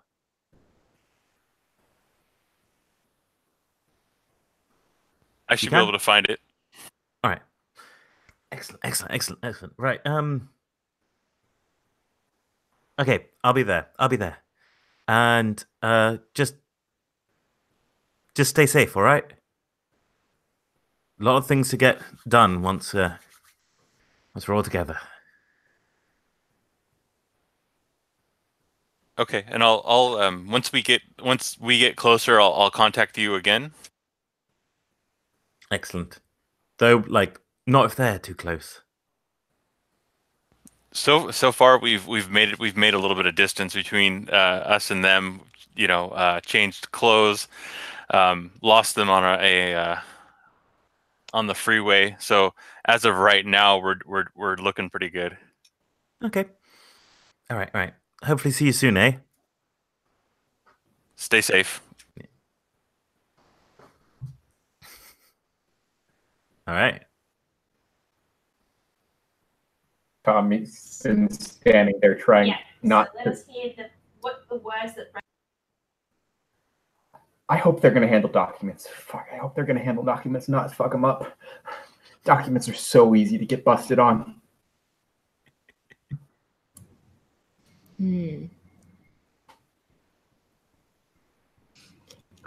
I think Itch just sort of says, I guess it sounds like we have you and your friend to thank for us being out.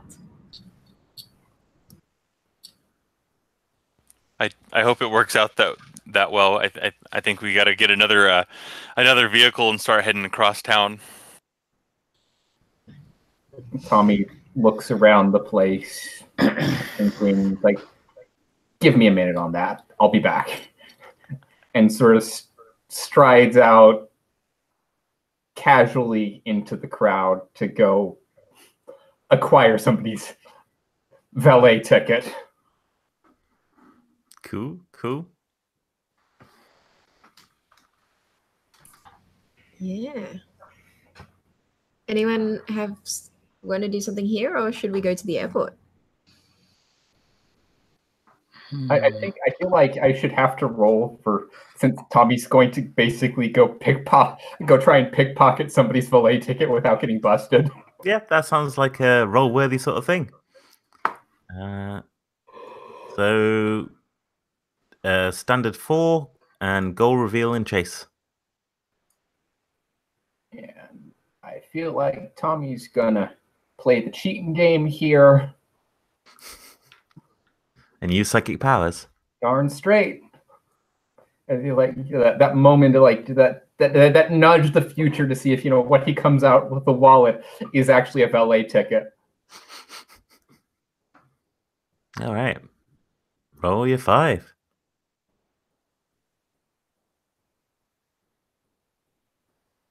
There we go. That's what I'm talking about. Yeah, it's pretty good roll. Pretty good roll. All right. Achieve my goal. I'm going to pick my memory. Chasers don't close ground. And my side powers do not cause problems. All right. Wonderful. Okay, do you want to say, well, how do your psychic powers work in this occasion? Is it, like you say, nudging the future, or less nudging the future, and like the key to pickpocketing is that moment that you make contact. Like he just looks sort of he bumps into a few people, and that flash right before he makes contact, he knows, nope, the pocket I'm grabbing doesn't have money until he gets until he sees himself with what he wants. That second ahead, and so he only actually makes a grab that once and gets what he needs. Okay, awesome. And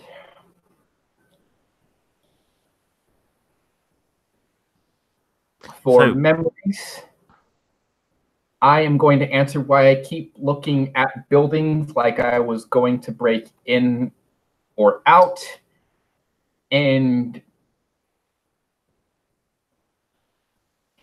well, your memories of myself as a kid in a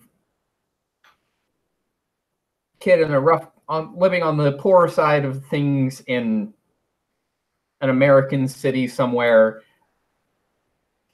but who, it's easy to get away with crime, especially when you're doing like the pickpocket thing. When you can do that, yeah, they got what I want, or if I bump them, they're gonna notice. Cool. Right, so you grew up on the streets of which city? The rough side of Chinatown, San Francisco. Okay, cool. All right, and yeah, you get a valet ticket and can lead the group down to the garage.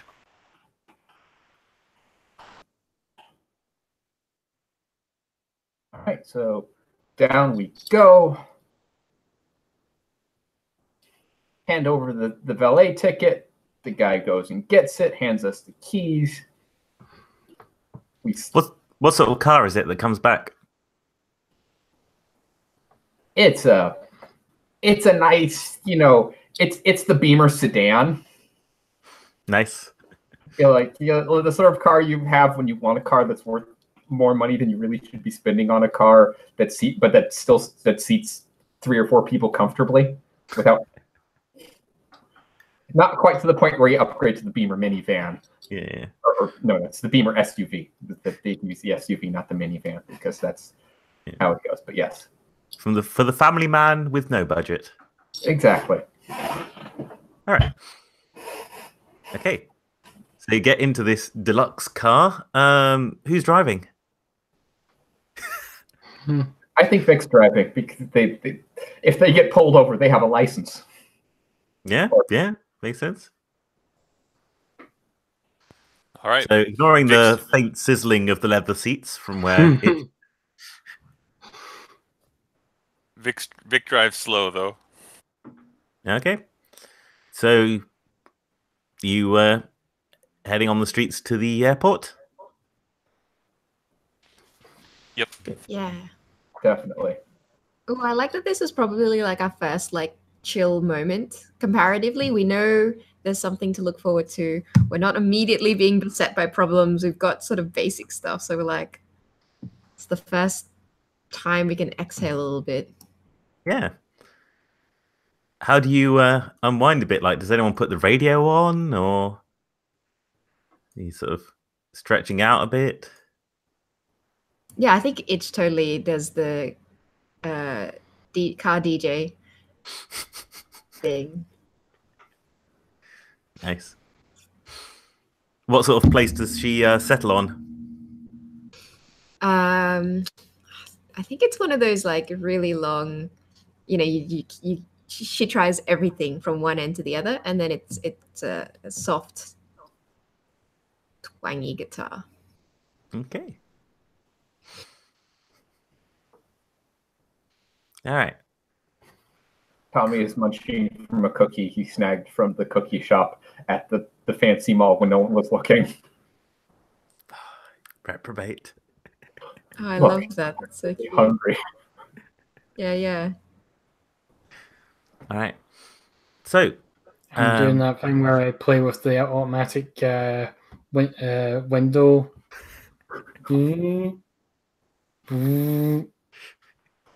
You've got the automatic seat thing, so you're moving seat forward, back, sideways. Yeah. Oh, that's in my mind, like Sig probably looks like super duper like a model, like in that like gray hair and this car and expensive clothes with the wind coming through it. Like, oh yeah, awesome. They just like look like one of those glossy like magazine.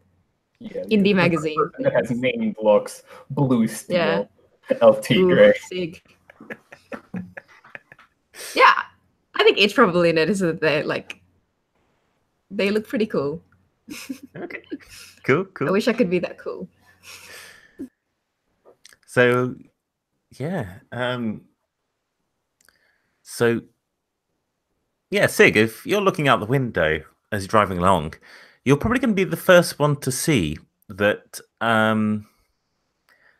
you're now sort of come out of one of those tunnels again and up onto a sort of flyover going towards the airport, and you see it actually out of your window there. You can see some of the planes parked, and the big sort of gleaming expanse of the car park. But what you can also see is a giant sort of crack in the airport tarmac, sort of stretching across several of the runways, and there are lots of sort of emergency vehicles out, and cones set up, and people crowd around. It looks like this sort of crack and giant sinkhole has appeared in the middle of the runways.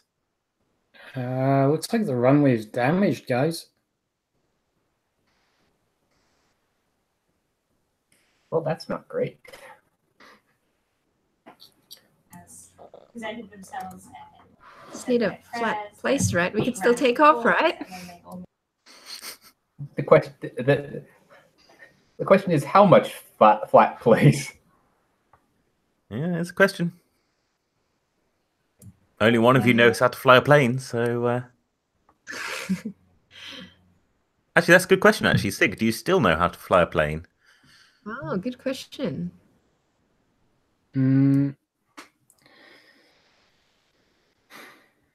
I haven't overwritten that with anything new since I did it, so probably.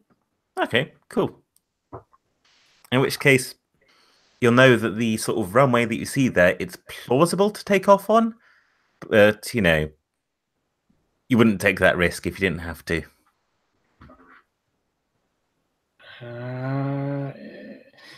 So you recognize this tone from when I was flying the plane, and we'll probably be fine. An encouraging tone.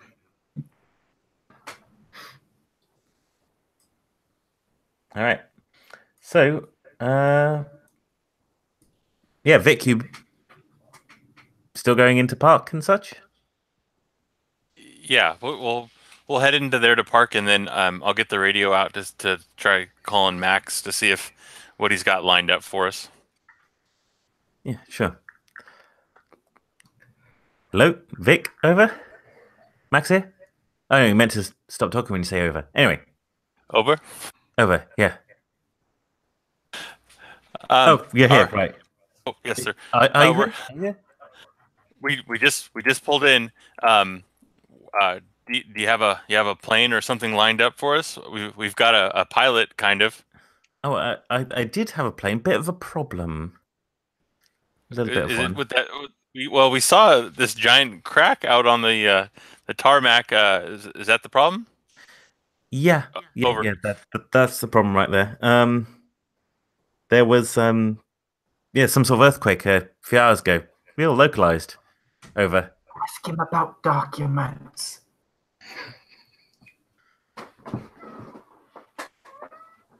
So, ask him about documents. My friend had a question about documents. Oh yeah. What's the question?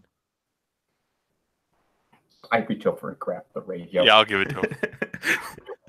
Do you have documents so when we get somewhere we don't blow our cover immediately? Who are you?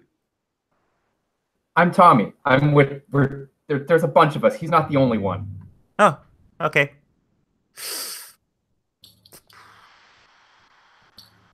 That pause tells me you don't have documents. I mean, I'll be honest. I don't really have documents for anyone. Okay.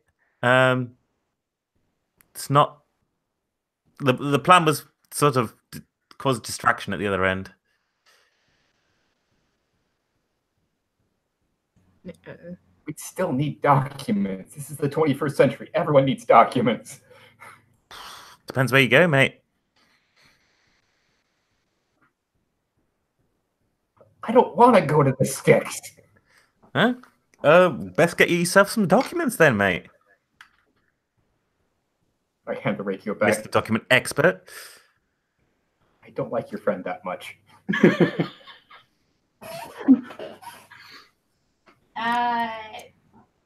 You think I could flatten the ground out? I say to no one in particular, looking at the crack in the tarmac. Sort of melted it together into a puddle.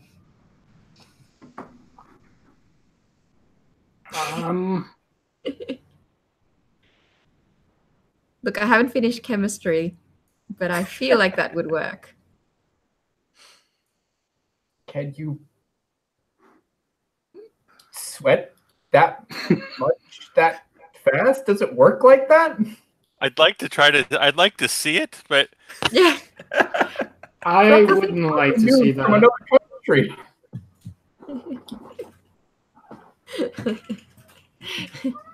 Well, I mean, so you can certainly try that. The main issue is going to be getting onto the tarmac.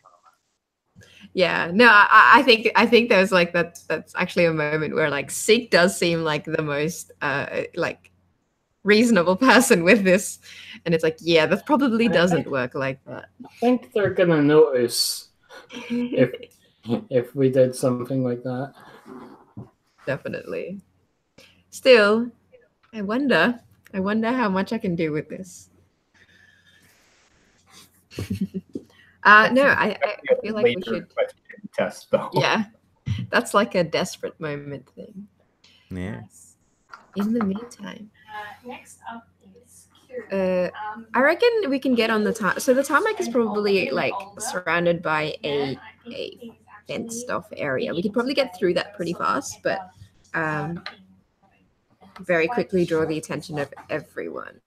And he has a very serious look on his face at all times. Or we wait. I guess because we were talking about this is sort of maybe getting to the evening. We sneak in at night. I think he is Yeah. like, Which could be under under the cover of darkness. Yeah, Try to get certainly in that way. the skies are getting a lot more sort of reddish and orange. Or actually purplish, you know, when you've had a very sort of clear sky, especially over the desert, that sort of pretty. indigo almost. Yeah, no, there's actually quite a lot of stars here. I think what I might try to roll for that. So it's under the cover of night. Itch is going to try to, you know, tear open a hole in the fence surrounding the tarmac. And we're going to try and get into a hangar. Did Max give us a plane, actually? Or Oh, yeah. is there a plane for our use? They haven't mentioned one yet. I mean, you could certainly ask them for one. Yeah. Oh, yeah. And they can probably give you the flight number of the plane that you were meant to be going on. Oh, it's a proper flight. It's like a... Well, I mean, no plane leaves the airport without a flight number, you know? Oh, right. They That's... can I give you don't the know. airplane number, yeah. But it's not like a commercial flight, is my No. point, right? Okay, It was cool. a private one. Yeah, so Yeah, I think or ask for a hangar number. Yeah, sure. So is it this just Itch sneaking in, or all of yours? I think I feel like it should be in all of us, because if we get that plane and just decide to try and make a run for it, don't want to leave anyone behind. Makes sense? Makes sense? All right. Okay, Itch, make a cool. sneaky roll. Sneaky. So 1, 2... Well, first I'm impaired, so that's Yes. 1 die down. Then I've got my normal 3, and I'm using my power. Yes. I don't think you're risking harm. Not risking harm. All right, so these are the 4. I'm going to roll these. And hope for a good roll. Yep. Yeah, okay. So I would like to achieve my goal. Which other ones are we doing? Goal, reveal, Powers. chase, and sigh. Oh, yes, let's have... It's time for them to catch up to us. Okay. Cool. So there you go. There we go. All right. So they move 2 locales closer. So just to sort of, as you're sneaking through, the camera cuts to a montage of SUVs, white SUVs pulling up, and people in nondescript white uniforms coming out. You know, there's some of them going into a roadside pharmacy and running a sort of scanner around that sort of beeps very fiercely as it gets near the counter. There's someone similarly sort of goes into a food court in a department store and is catching more of that signal around the point where pickpocketing occurred. Spreading out. You don't have any memories. Do you have any sort of thoughts on why this wouldn't evoke any of your memories, or are you cool? No, I'm good with that. I will describe sort of the powers section of it, I guess, Yeah, go for it. before we get to the goal. I think Itch is a bit stressed, and I think that actually means that there's like a lot more acid kind of being at her and about. So she's actually very relieved to be able to do something towards getting out and feeling productive and that sort of thing. Okay, awesome. So yeah, we sneak in, and she's a little bit chuffed, and she's like, "Yeah, let's go." So like a little bit like, "Go, and she forgets a little bit about the pain in her bones. Yes, those hurting bones. Bone hurt sucks. Indeed. I mean, I Speaking assume from I've been on experience. quite a lot of pain experience. Pain medications anyway. It's true. All right. So you sneak as a group into one of the hangars, the hangar where your flight was waiting. It looks like another private jet, not that dissimilar from the one that you landed out in the desert. Actually, it's still sort of parked. There's these sort of stairs attached to it, going up into it. Near the foot of it is a sort of lanky, Arabic-looking guy, sort of glancing around, smoking. Sort of starts and sees you, and then just sort of like scrambles behind the stairs, and then sort of peeks out the corner. I nudge. I nudge Vic with the radio. Oh yeah. So I'll say Max told us that this is the place we need to be. Damn straight I did. Right. Okay. You're here. Right. What's the plan? Oh, I was not hoping to hear those words. I got you this plane. You got the plane. That's good, right? Well, that's a start. A map. I don't know. Do you think we got to think of a place that's the distance that the plane can go that we can stay?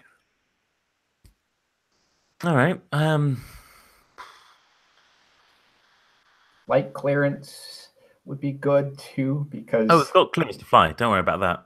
Great. Got that sorted. Where do we have clearance to fly to? From here, I think it was Algier. Yeah, Algier.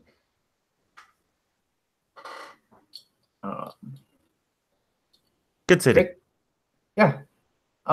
You speak the language there, right?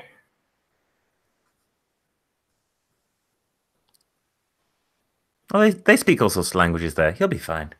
He'll be fine. But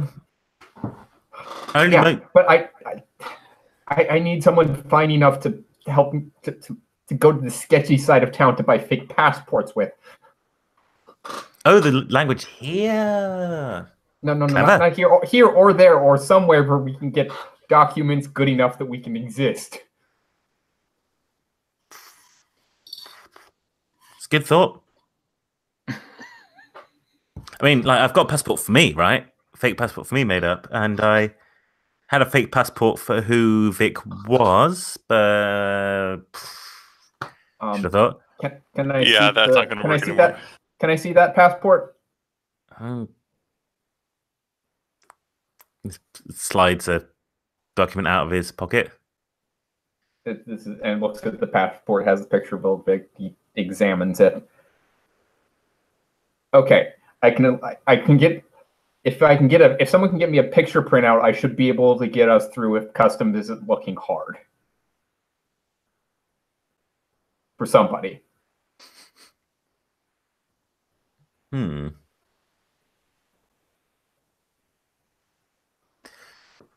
I don't know what to tell you, mate. Yeah, I'll just Okay. How much cash do you have available? Limitless. Cool. I do some quick math in my head. Whatever the equivalent of about $5,000 a suitcase should be enough to get us around the X-ray machine. Cool. You got a suitcase?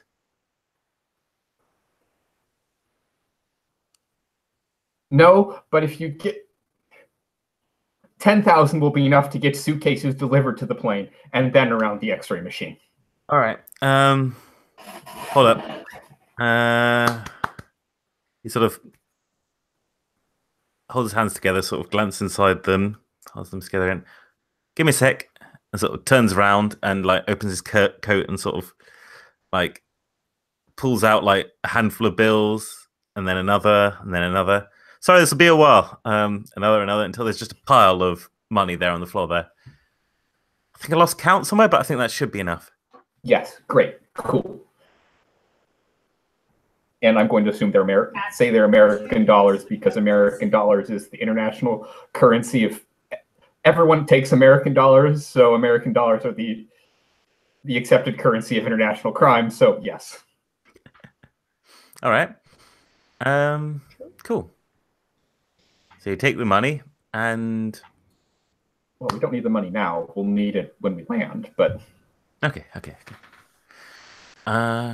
Yeah. So, Mother King, my fucking pilot won't set off when there's this giant crack in the runway. I think it's fine, personally, but Well, we've got our own pilot who can fly through a lot of dicey situations. Do we know who this guy is that's lurking by the stair here? that's the guy we're talking to, and that's Max. Oh, is it? Yeah, right. Okay. I mean, Are you you a up pilot, for the mate? flight? I can be a pilot. I'll take it. All right.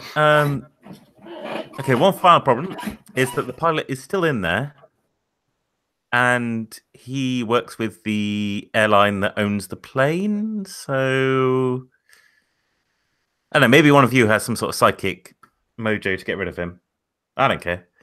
Oh, I can look through his mind and try to blackmail him real quick. All right. Well, That, or if Buy you him want off. to, I'm pretty sure you could buy a. I look at the stack of cash, pick up 2 watts. Okay. All right. Anybody got zip ties? Zip ties. I look around. There's probably something for reasonably, restraining, making a person look reasonably restrained. I mean, so this is a hangar, right? So there's probably lockers to help, for stuff that you might need to do for repairs or. Mm-hmm. I head over and start rummaging until I find something that looks feasible. It's like, okay, does the pilot speak English?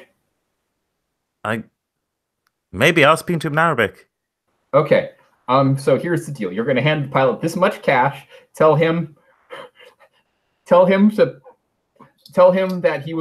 that we jumped him and restrained, and to not make any noise until at least a half hour after we leave. You all right with this? Max says, looking at Vic. Let's just do it quickly. All right. This guy's shady, but he's helped me get this far. It's one of those things. All right. Who's taking the lead?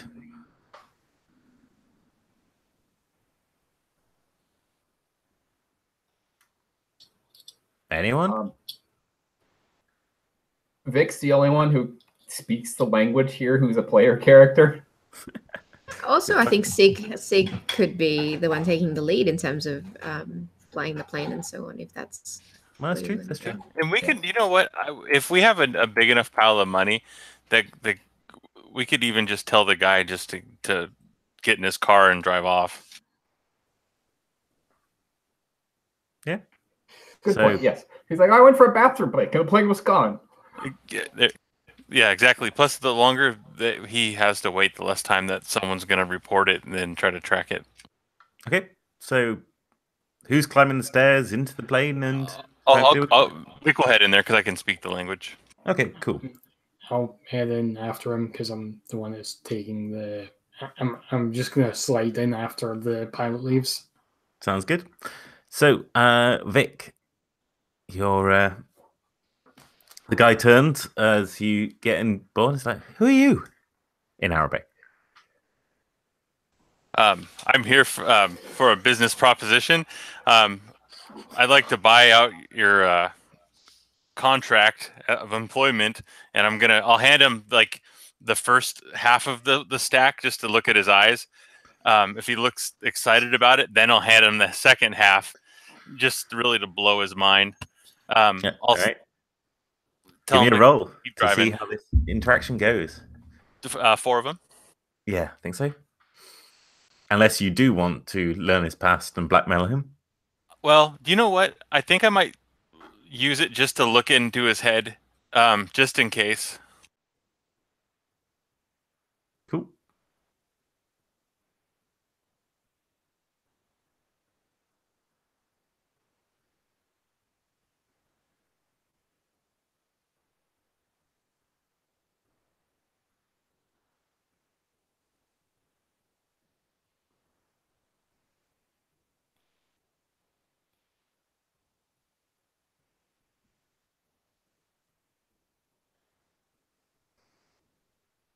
Okay. Okay. That's a beautiful roll. Vic again with the good rolls. All right. So, what does your power tell you that causes no trouble? That the guy has a hefty mortgage, and he can be bought. With enough untraceable bills. Yeah, exactly. Max could have got the money from the United States using his power, so that'll really confuse people when it was just scanned into a bank like an hour before. Or from the mint even, that'd be even better. All right. So, yeah, you pile this guy down with money, and, he takes this chance because, like, as you say, he's deep in debt and he needs money now, not when his next paycheck comes in. And he leaves with a few questions. But everyone else, what question does this answer of Vic's?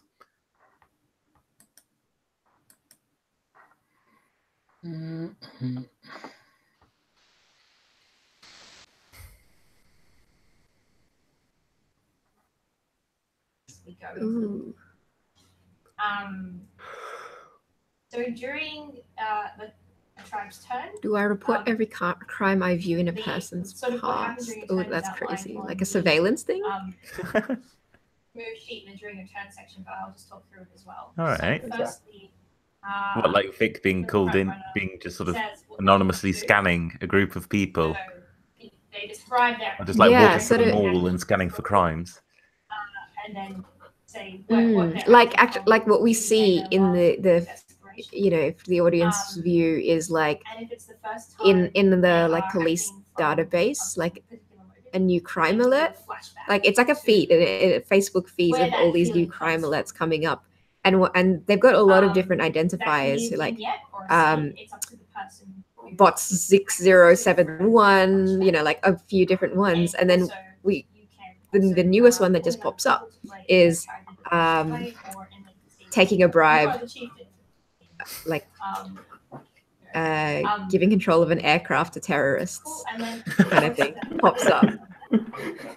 Oh, right. Wow. So there is a system just like hooked into your brain, Vic. And then they describe how they do it. That's not You and creepy many at all.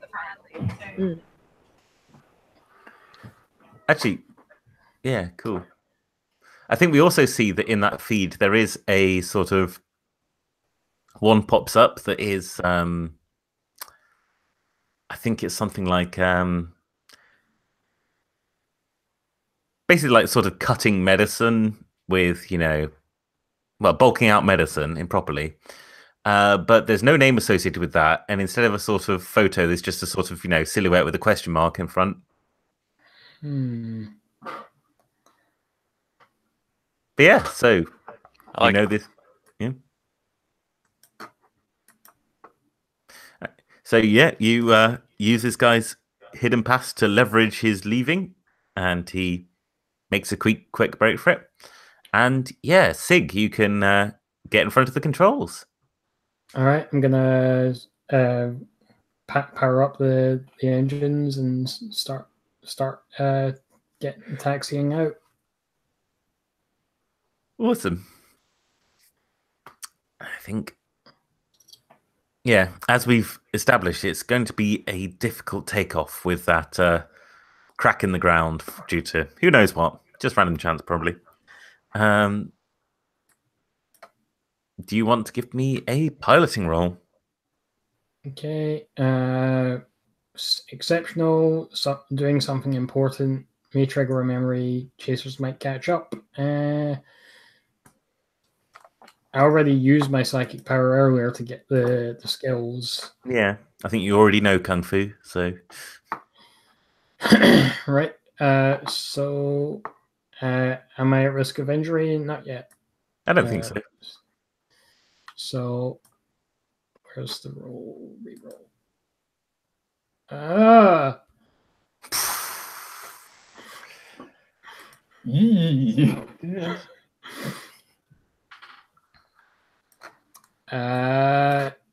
Sure. You like got it. one of those ones.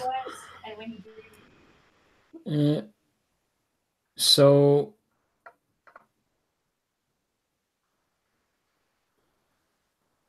I don't have to use one of them. So, I don't want to fail. So, the 4 will go on the goal.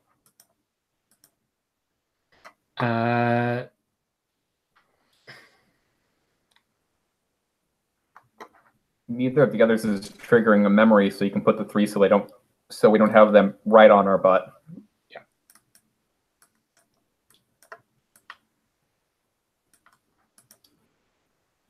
All right, 3 and then 1. Okay, awesome. So it's not pretty, the takeoff you have, but it's successful enough. You're in the air.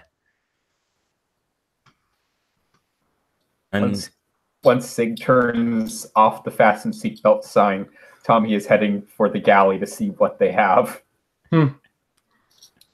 fair enough. So does Sig like this sort of thing, being in the cockpit just on their own, dealing with machinery? It's quiet. No arguing. Sounds good. So yeah, the lights of the city drop away beneath you, and you're out into the air.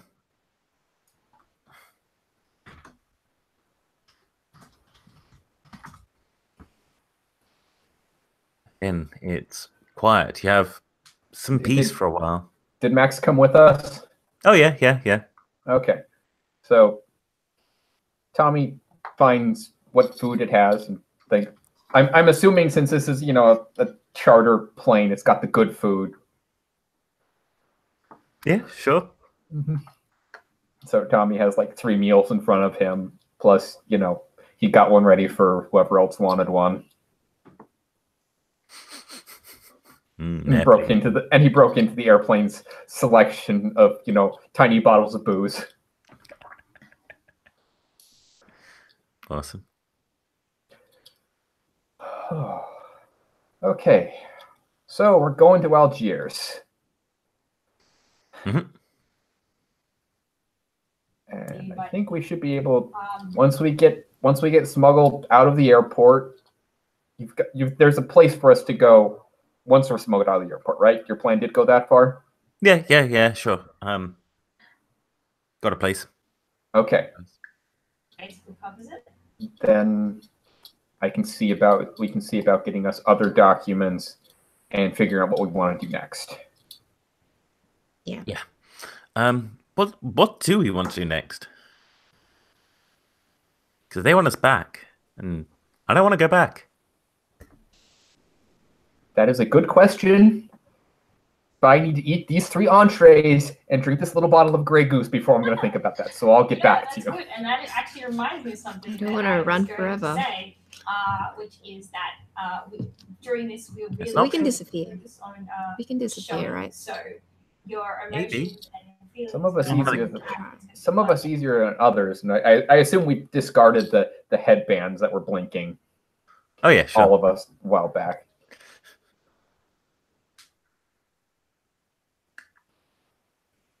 So the last thing I wanted to mention is Okay, where we go, just a quiet there's 2 ways for a person to place in the middle of nowhere. I'm happy with the sticks. Although, as I mentioned, might not be your character's intention. You can either cross the finish line while you're holding the idol. Tommy is, busy digging into the actual chicken cordon bleu. It's actually really good chicken cordon bleu, not the usual crappy chicken cordon bleu to have any comment at this point. Hey, Max looks down there. Did someone take anything to the pilot guy? I mean, they probably haven't eaten. Certainly. Yeah. No booze though. Yeah, probably shouldn't fly drunk. I sort of assumed, like, I tried to make it so, like, anyone who does, like, you want food, you'd have taken him up food too. And Tommy was starving, but also making sure everyone's fed. All right. So, up there in the cockpit, Sig, where are you heading? You following the flight path? Yeah. Cool. All right.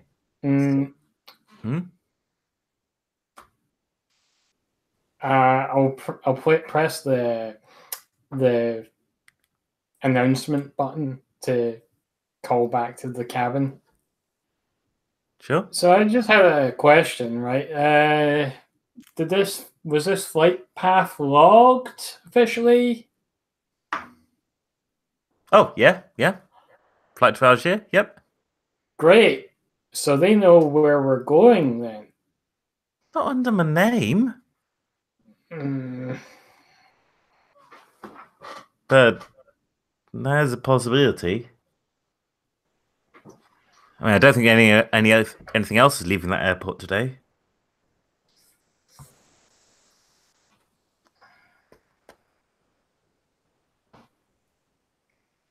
See Tommy thinking.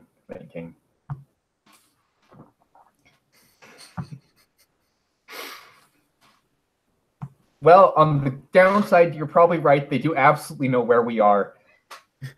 But I think we're probably best sticking with the plan. Because other airports are, unless we want to fake an emergency, and quite frankly, around here, there aren't a lot of other airports I want to fake emergencies at. I'm looking at the map here, and there's like, there's the sticks, but I don't know about you, Itch, but I'm pretty sure you'd rather have the sticks where you can order stuff from REI than the sticks where you order stuff from your local pirate warlords. You know, they're on the food hub, you know, apps and that sort of thing, you know. Just raid local food ship and bring it to you, yeah. Yeah, still warlords. But, like, yeah, other airports are going to ask significant questions if they decide, why did you just completely deviate off your flight plan? So it's too dangerous to go there, though. We're better off landing somewhere else in an expanse in the middle of nowhere. No, we aren't, because there's no water here. That's what desert means. So, yeah, I mean, I think it's gonna have to be up to the pilot. Yeah.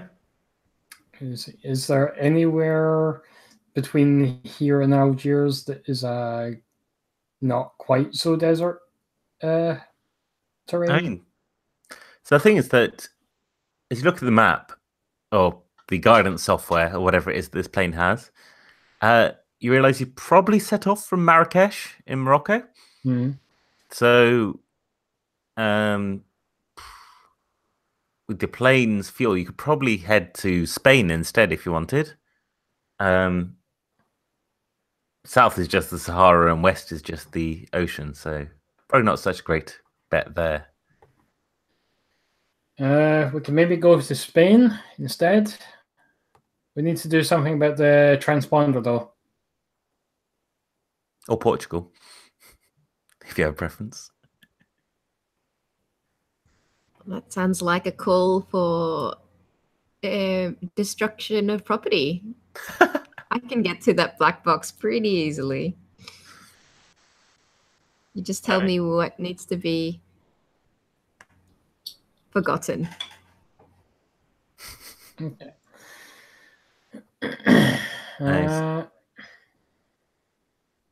Sig, do you think you could guide them to the transponder? I'm going to try. Yeah. Oh, is there like a help or aid thing, or is it always just one? I think it's always one person does it.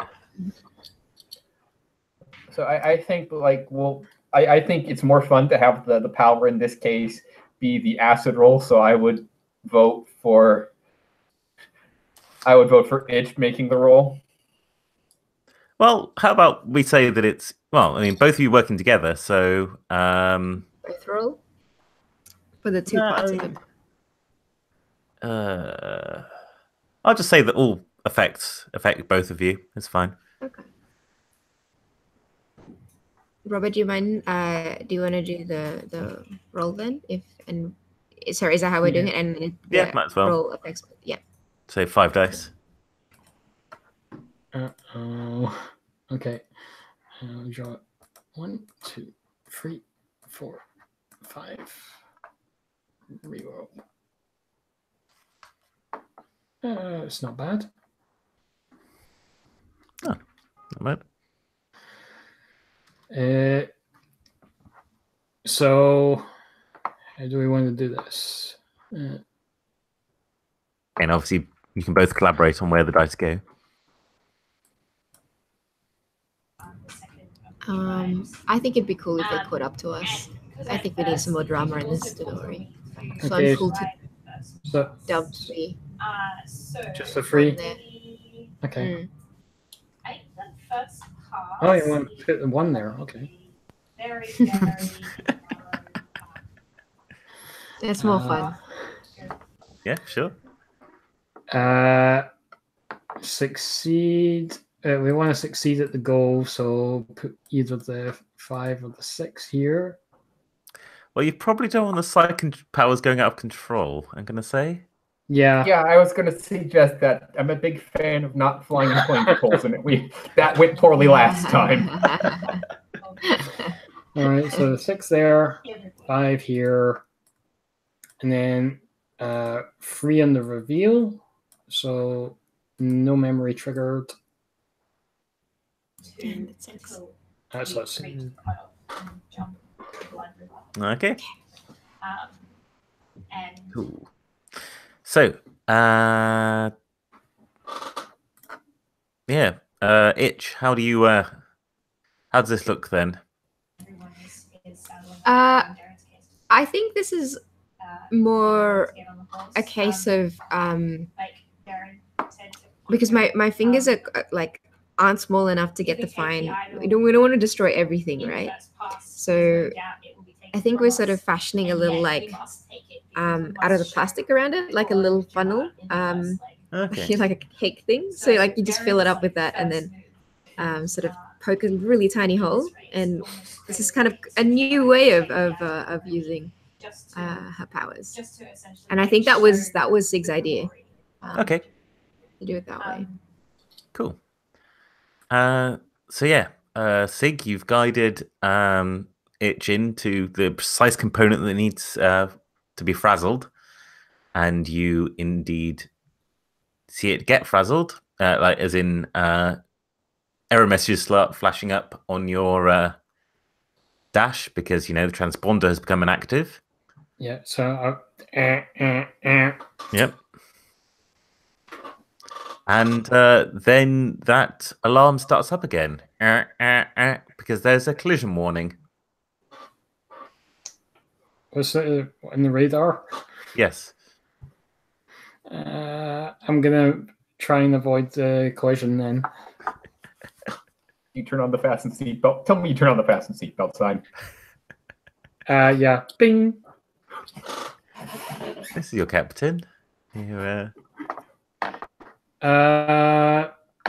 Hey, so there's something out here with us, and it's about to crash into us. I'll try not to let that happen. You may experience some extreme turbulence and then explode.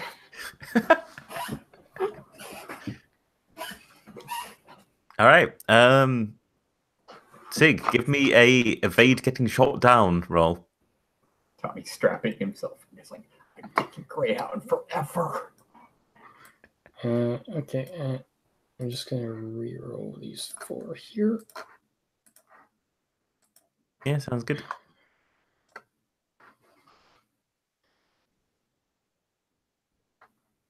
Could have been worse. It's not great. Okay. So this is goal reveal and capture are what's in play. Yeah. So.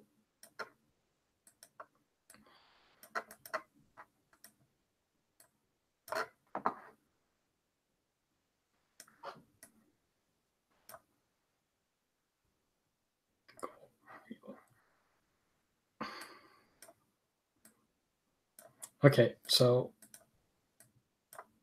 I will achieve the goal.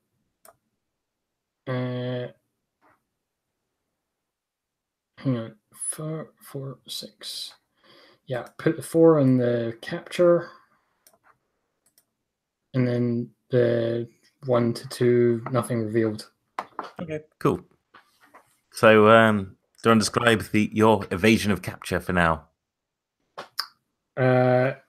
So I just pull the plane, pull the controls, and maneuver the plane opposite direction from where the collision warning is coming from, and just sort of. Is there like a camera or like a window I can see out of? I mean, there's the cockpit window. Yeah, so I'm gonna look out the cockpit window to see what's out there. Cool. So what you just see is a sort of set of blinking lights in the distance that, from your stolen pilot knowledge, let you know a sort of that pattern of lights means that a plane is coming at you head on, and it just sort of flying straight towards you, and you sort of pull up the joystick and it sort of swoops underneath you and past, and you can tell it's a very small plane, probably one of those drones that you've been seeing around. Okay. Yeah, we got drones. But your radar is also showing a larger plane flying more slowly behind it. Oh, and they brought their big brother or sister, I don't know.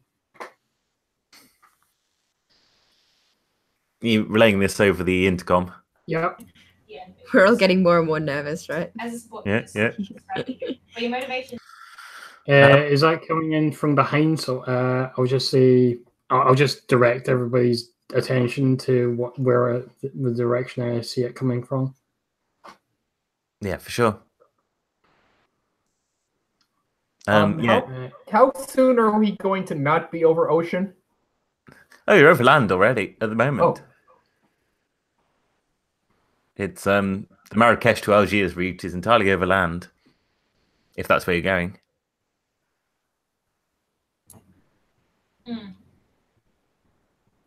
I say at this point you're probably like in the Fez sort of region, if that's important. But yeah.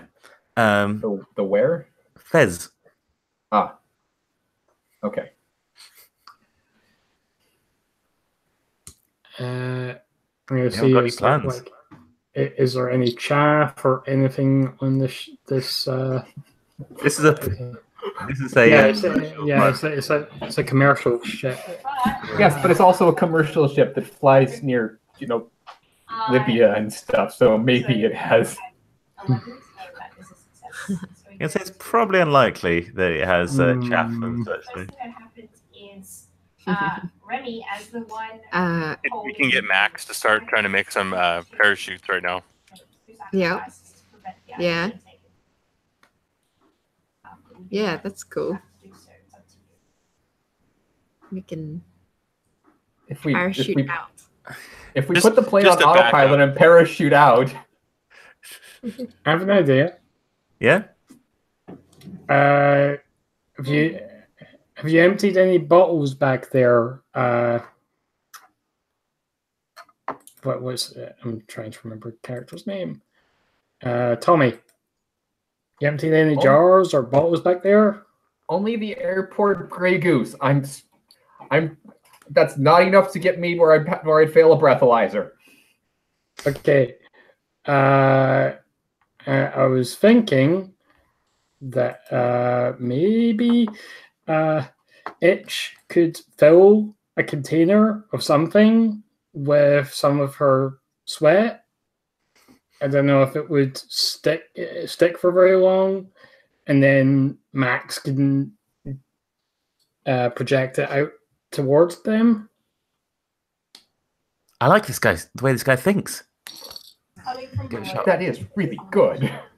I think it's like we've only got one shot because I can't just put it straight in the bottle. That bottle ain't gonna hold much without this So that is what this wrapping, plastic wrapping. So I think How do his feelings of glory for his I'm super happy to help. Very simple. When he gets And the then idol, the drawback he holds being it up that I'll and says- only have and yells for the one glory of, wrap left on my a hand cinder. that will not a cinder, stop a it. So one of my cigar. He yells arms at is going to be people, permanently "For the glory unhelpful of-" or helpful. Yeah.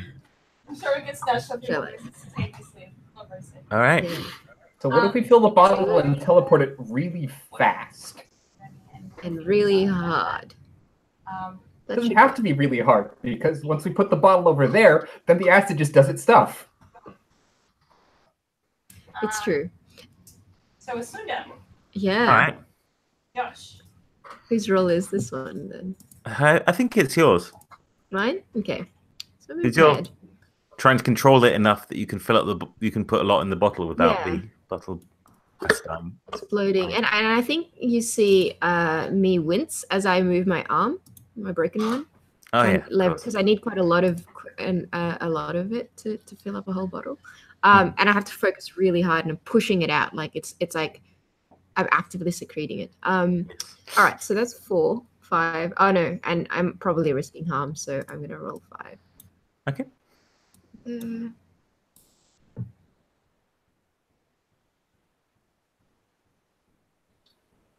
it roll?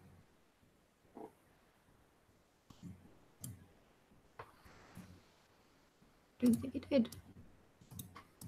1, 2, 3, 4, 5.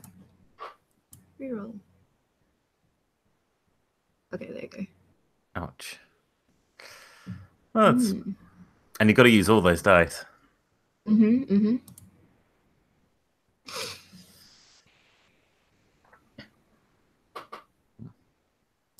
Well, while you're working out where to put that, I just need to go and check on my baby, which seems to have woken up. So be right back.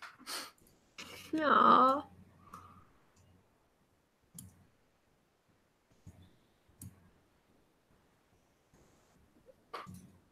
Yeah, that's cool.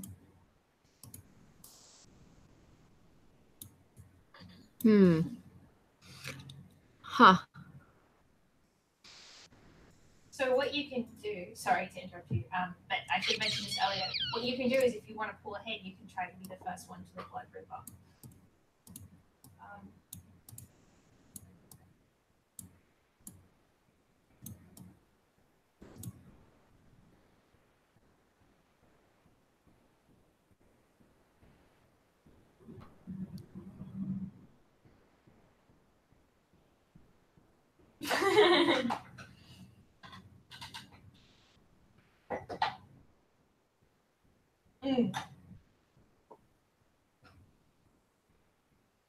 Nice.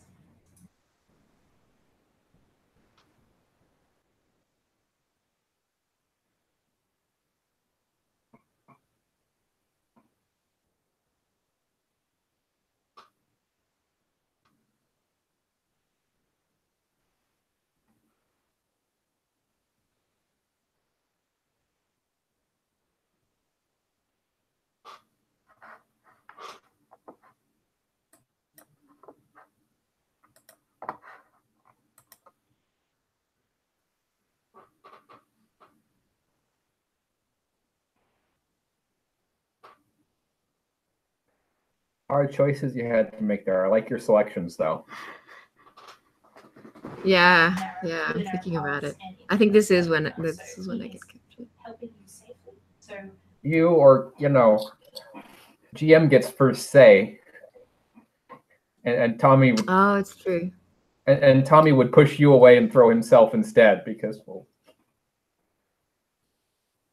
yeah, you can acid out, but he feels like he has more a broader toolbox for getting out, and he still definitely has that you're just a kid. You're a very useful and capable kid, but Mm-hmm. So you can either make a bargain with Yeah, interesting. We'll see how that plays out.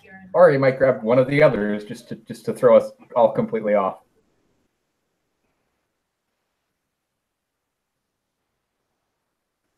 If he grabs me, there's going to be a problem. Well, so like the time frame doesn't have to be right now. It could be we managed to buy ourselves enough space that they don't shoot us out of the sky, but that they're waiting when they force us down or something. Yeah, right, because the resolution doesn't need to be in the moment necessarily. My choices though appears that I don't have to say very much, which is nice. Just sit back and see what happens.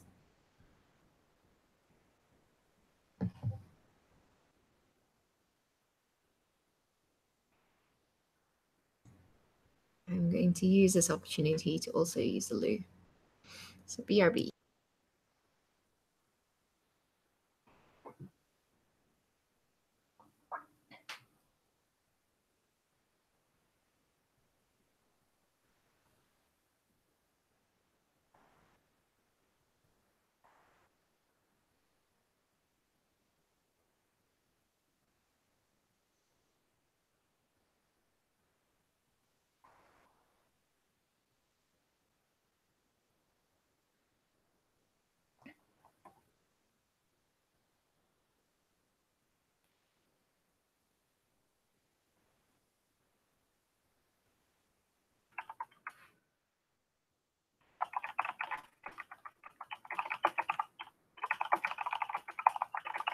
Hello, back. Sorry. Hello. No worries. V is also taking advantage of the moment, Yes, I see. but their choices are set. Ooh. Okay, so shooting the goal, no real. But somebody is getting caught. Lovely.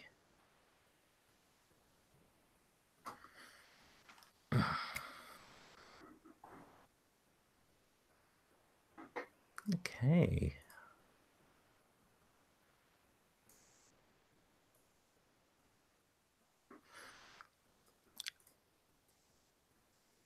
So for what it's worth, I had a glance over the rule book, and we are actually limited to 4 questions for this game because convention game, etc. So that would be this would be about the good time to start sort of working on getting those answered. But what happens now is that yes, you fill up the glass with the bottle of Grey Goose with your acid, and Max concentrates as they hold it, and it pops out of existence. And Sig, you see on your radar one of your contacts just sort of blink out, and maybe you're in the clear. But then the airplane shakes, and then there's a sort of a sound like some sort of tearing of metal, and part of the fuselage is pulled away. And through it, you spot another plane flying alongside. But it's got this sort of, it's a bit like, sort of parachuting planes have got those sort of doors at the side that you can for you to jump out of. It's got one of those, and someone's standing in it, and they're holding a gun of some sort. And so the 3 of you sort of sat around like a table, because you were sort of having food and like they're filling up this bottle. They're just sort of staring dumbfounded, and this person fires the gun, and some sort of harpoon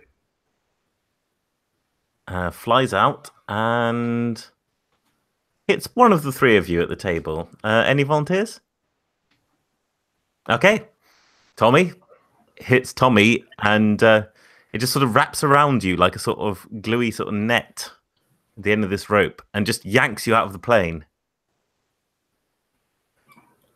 And I go limp as I'm yanked and... Yep. As you get pulled out into the night and then you're sort of dangling from this other plane. I assume they're reeling me in. Yeah, well, slowly. They're taking their time. What about you three in the plane? How are you reacting? So for what's worth... What's going on back there? Because I can't see what's going on. Yeah. For what it's worth, it was the smaller light that sort of buzzed past you that disappeared from your radar. The bigger one has just pulled up alongside. Is anyone shouting back to let Sig know what's happening? He's also getting the alerts like, cabin pressure loss, and like a whole bunch of alarming lights are lighting up on his dash. Exactly. Okay, I'll scream to him that Tommy got yanked out of the plane.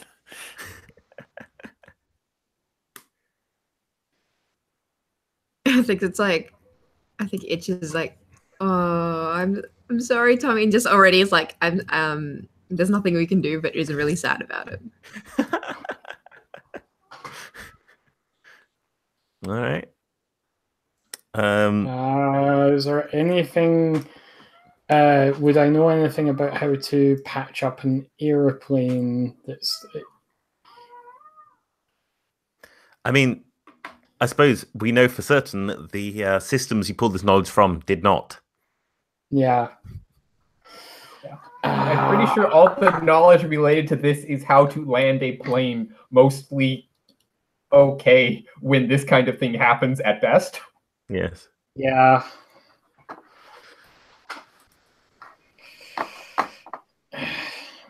I think what Itch does at this point is like, I realize we probably all can't make it out together, and we've got a good chance with this plane. It's just that this plane next door is going to mess us up. And I think that Itch has been like slowly learning about her powers, and she's pretty sure she can do something big and explosive with it. If she can get access to it, I think. I don't know how far away the plane is next to us. Is it super far? I'd say probably like a sort of... It's not sort of exactly wingtip to wingtip, but it's certainly within like, sort of 50 meters or so. Yeah, and I think what she does is she looks over at Max and she's like, teleport me there. Awesome. Max is like, I've never done a person before. Why don't you like tuck up small, eh? Yeah, and I think she's like, I've never taken a plane down before either. Okay, cool. Hope you have a plan. And he just sort of. You take care of everyone else.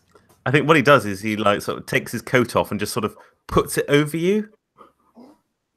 And so it's black, and then you just sort of, and then the coat falls for everyone else in the cabin, and then you just sort of appear in the other plane. And like, so Tommy, you're just being winched into this plane, and the person who was sort of winching you in is in this sort of like sort of special forces armor. It's like made of sort of ceramic sort of stuff, and like all sort of discrete plates with sort of weird sort of glowing electronics between them. And they've got one of those headbands that you were wearing earlier, but this time it's got a sort of blue flashing intense light on it. And they're just sort of moving to put it on your forehead when Itch appears behind them. And I am going to trigger. I am going to go at this point. And so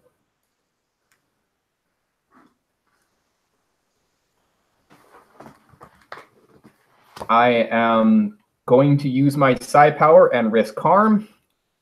Okay.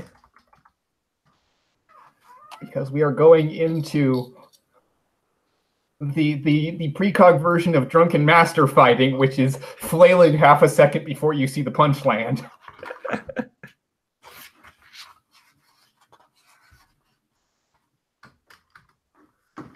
Okay, that's a set of rolls I can work with. All right. Power surge, people may be injured, things broken, that's fine.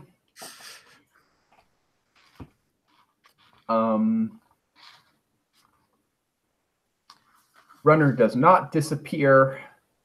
Yes, disappear forever is one that's in play. Yes. So, goal achieved.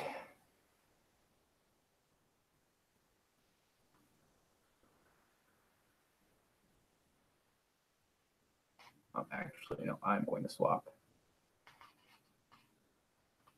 this 5 up to harm and put that 4 in disappear. yeah, no memories. You've only got one No memory. memories, which is too bad. But like, so my goal is like to get clear and get control of this plane if possible, because it can't be that big of a plane if it's like. And so there's like, so as it appears, I get that there's this half moment of what the, which is enough to distract for me to see the moment that I can kick special ops guy in the knee. And well, that's why you make sure you're strapped in before you jump. But you know. Yeah, so like I imagine that like as you were getting reeled up into the cabin, you were just sort of running through the future scenarios in your mind, all the different ways that you could run this, and you finally found the one that lets you just sort of grab him as he's reeling you in and just chuck him out the window. Yeah, it's like less trying to actively, like, because if you visualize what you want, you're limiting your infinite. And this is like more like a open your mind. If you expect nothing, you will be surprised by nothing. Yeah. Like Zen kind of thing. And he finds, and then the moment comes and he moves. Yes. Although the moment was not completely unexpected. It's like when he still wasn't seeing anything, then all of a sudden paths opened. So, like, also as you're being winched in and sort of going through all these different future scenarios, you notice the stars above you shifting from one set to another, like sort of looking through a kaleidoscope, and then it's almost like the sky's sort of fracturing into segments. And then the plane crosses the border of one of those segments and just drops out of the air. Like it's only for like, you know, a couple of dozen meters, but everyone gets jostled up inside. But you're inside. You've chucked the guard who's reeling you in out.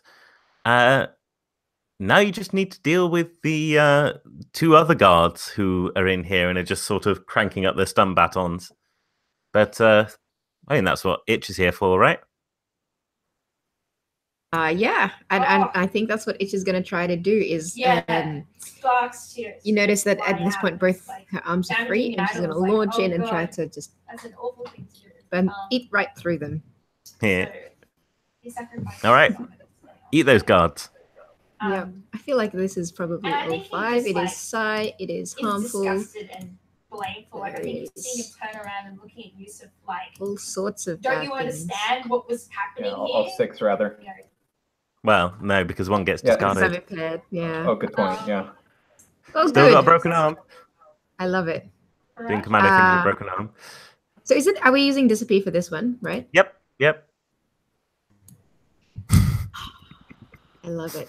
I think I'm gonna get taken, guys. Oh no.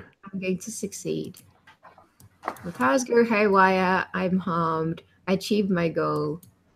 You're dying. I'm dying. That'll be fine. Okay, fine. I will do this. So I'm not exactly dying, but I'm going to be seriously impaired. Okay. All right. Yeah. This is how I help. Oh no. I'm gonna take down this plane. You're a Tommy's going to helper. feel so guilty. All right. God, do you have any plans for how not to take Tommy with you? No, I think that's Tommy's problem. That's fair. Tommy's a resourceful fella. Yeah. Uh, All right. So I think that, yeah, probably you step forward to take on these guards, and just this sort of acid just sort of spreads out from you, along the floor that you were standing on and across the stun batons when you touch them, and also, eats through the superstructure of the plane. So, so the guards were more towards the tail end of the plane, so that when your acid just completely eats through the fuselage of the plane and breaks the plane in half, Johnny, you're standing in the half.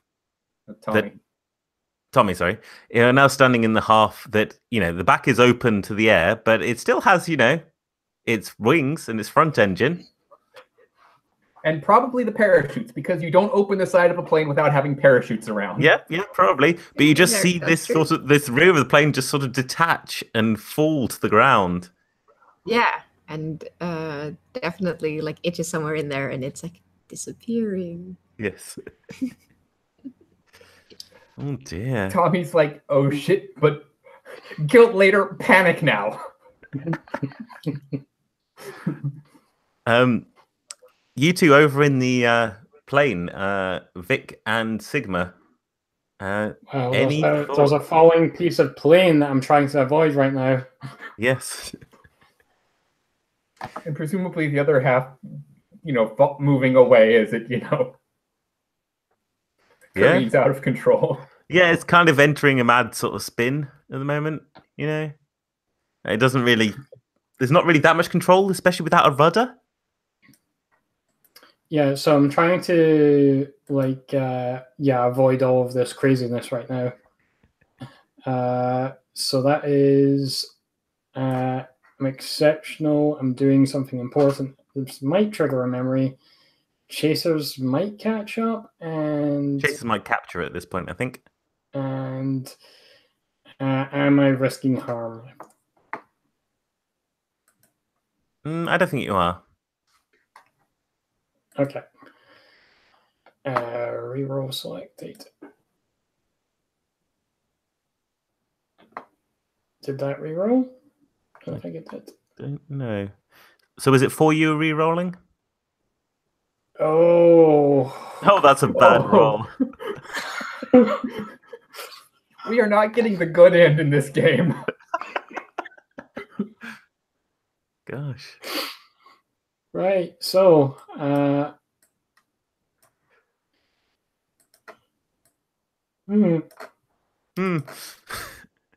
So you've got goal reveal, goal reveal, capture.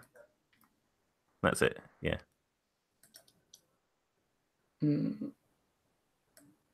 Actually, no, I'm going to put that in reveal because I can't reveal anything anyway. Yeah. Fail. There is no good way to do this. Really, your only choice is: does everyone get caught, or only someone get caught? Someone gets caught. Okay. Very small choices. Yes.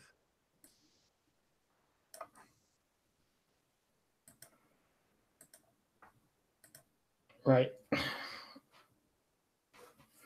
Okay. All right. All right. What does your failing your goal look like?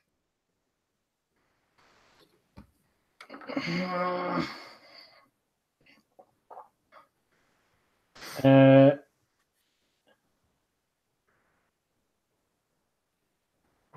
think that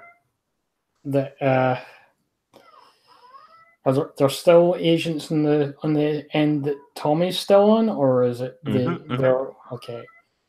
So I think what happens is that they have those grapplers and they're grappling our plane to get across. Okay, to like save themselves from their crashing plane. Yeah. Okay, wow. So like in the cabin, then in the passenger compartment, Vic, you can hear this thunk thunk, and looking across, you can see looking through the side of the plane, there's just these sort of bolts have pierced through it and then sort of opened out to attach a cable to the plane, and the plane starts listing to the side.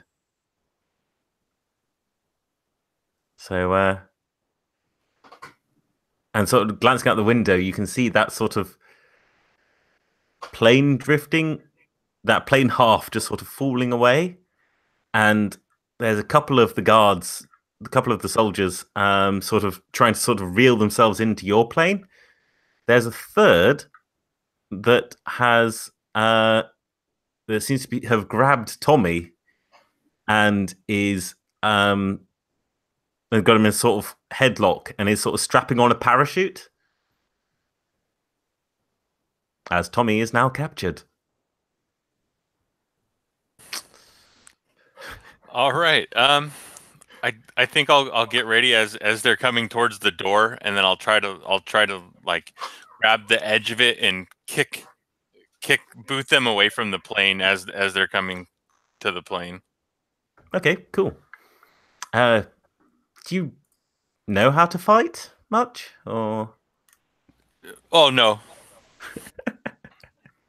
But if put in the circumstance, I'm gonna try. You know, he probably does know how to fight. Yeah. Is there any? I'm gonna activate the autopilot and see how well that does. Okay. And start heading back to help out with that situation. Okay. Sounds like. So let me think.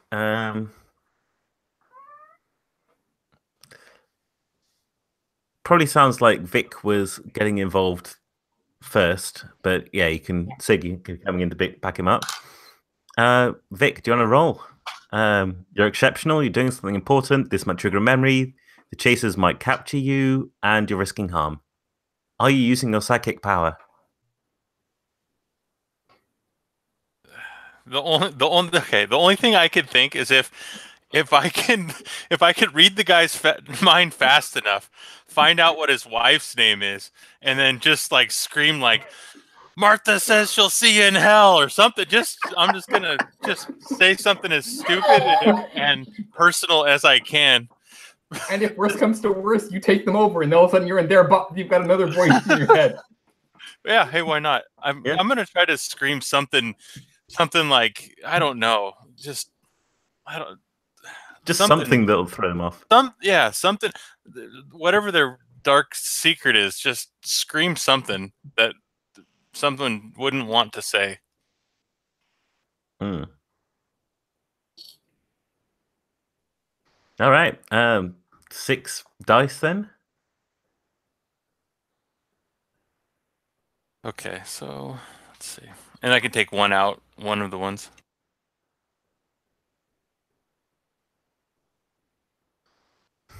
Wait, are you wounded? Didn't know. When did you get wounded? Oh no, so I'm rolling 6 dice though? Yeah. But then do I take one out? Oh right, yeah. Sorry, Sorry, I got confused. All right. It's not a great set, not gonna lie.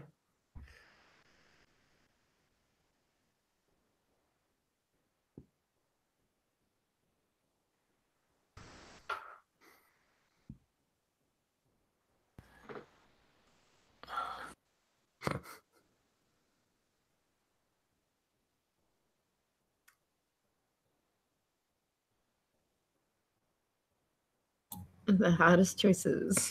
Yes. Okay, so I think no capture. I kicked them. Yeah, I think I'll go with that. Okay.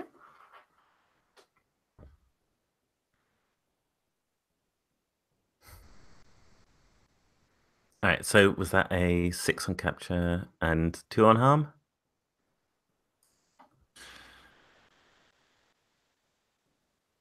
Cool. Yep. All right, so, trying to work out what a power surge looks like for... I think we already established what their power search looks like. Yeah, but that seems less bad than this. Goes back to the other body.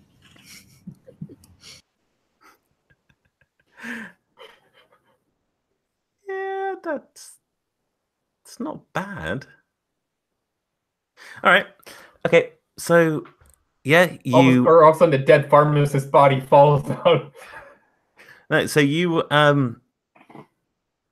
kick back at the guy as he sort of clambers in, and you're sort of struggling, and you're trying to get a read on him, and you shout,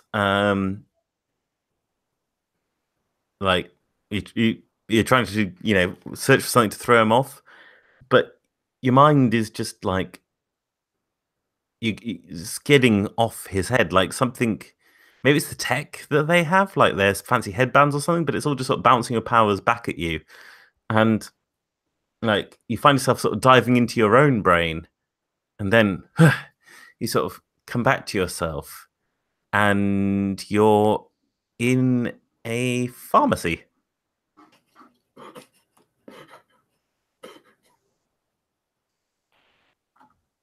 And your ribs are really bruised from where that guy was beating you up. But you're in a pharmacy. Better than an exploding plane. Yeah, it's true. So, Sig, how about that exploding plane? Well, I'm gonna go up to. What did I see from my perspective? Did he just disappear in front of me? Is that so?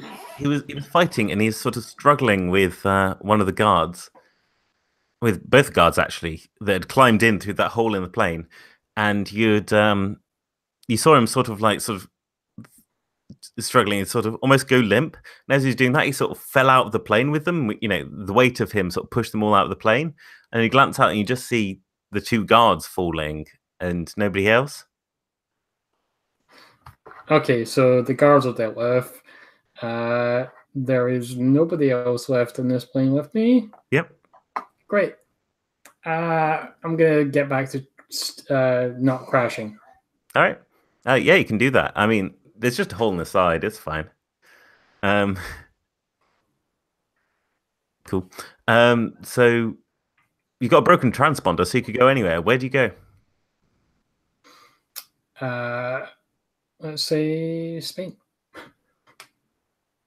Okay.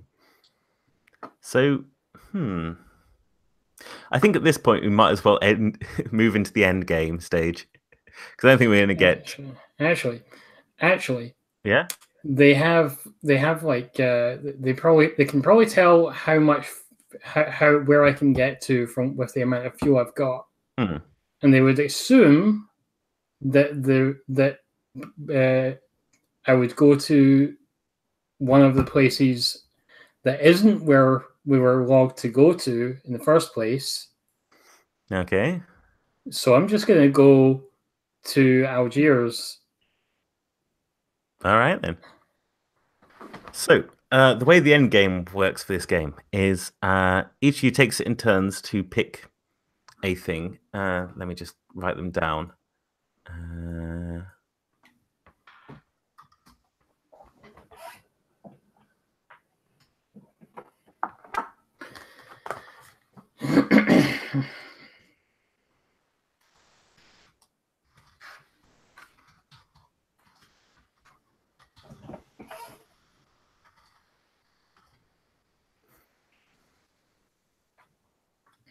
All right, so each of you, I'm going to say starting with Sig, because they were sort of most free at the end. picks one of those and says, "I am no longer running because I am blah," and expands on what that means for the character's future. You can't pick the same one anyone else has picked. I am no longer running because I am lost. Crashed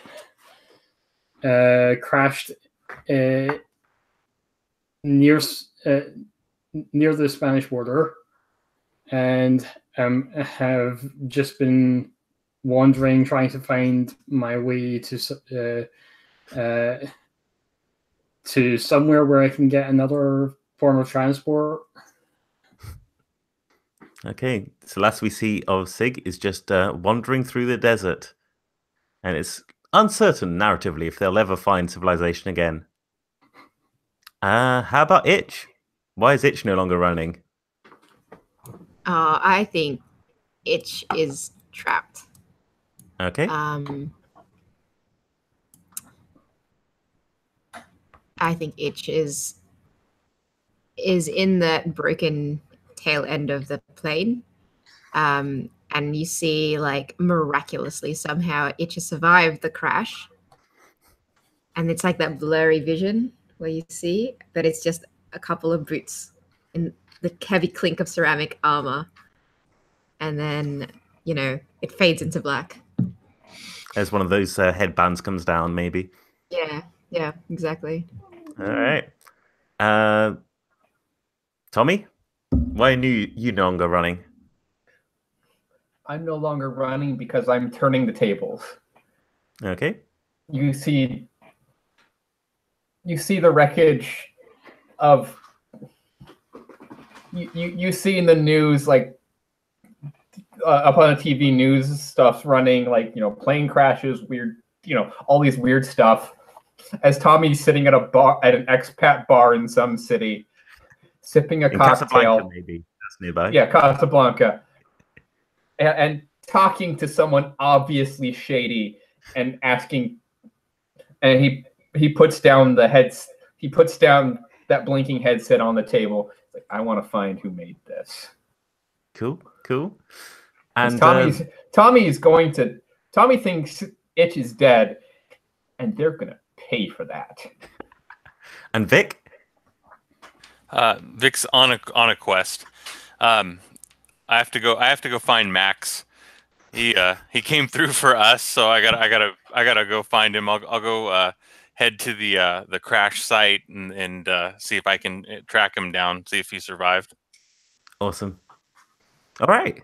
Thank you, folks, very much for a wonderful game of Siren. That was a delight. That was the most disastrous I've ever seen Siren go, I've got to say. It was great fun.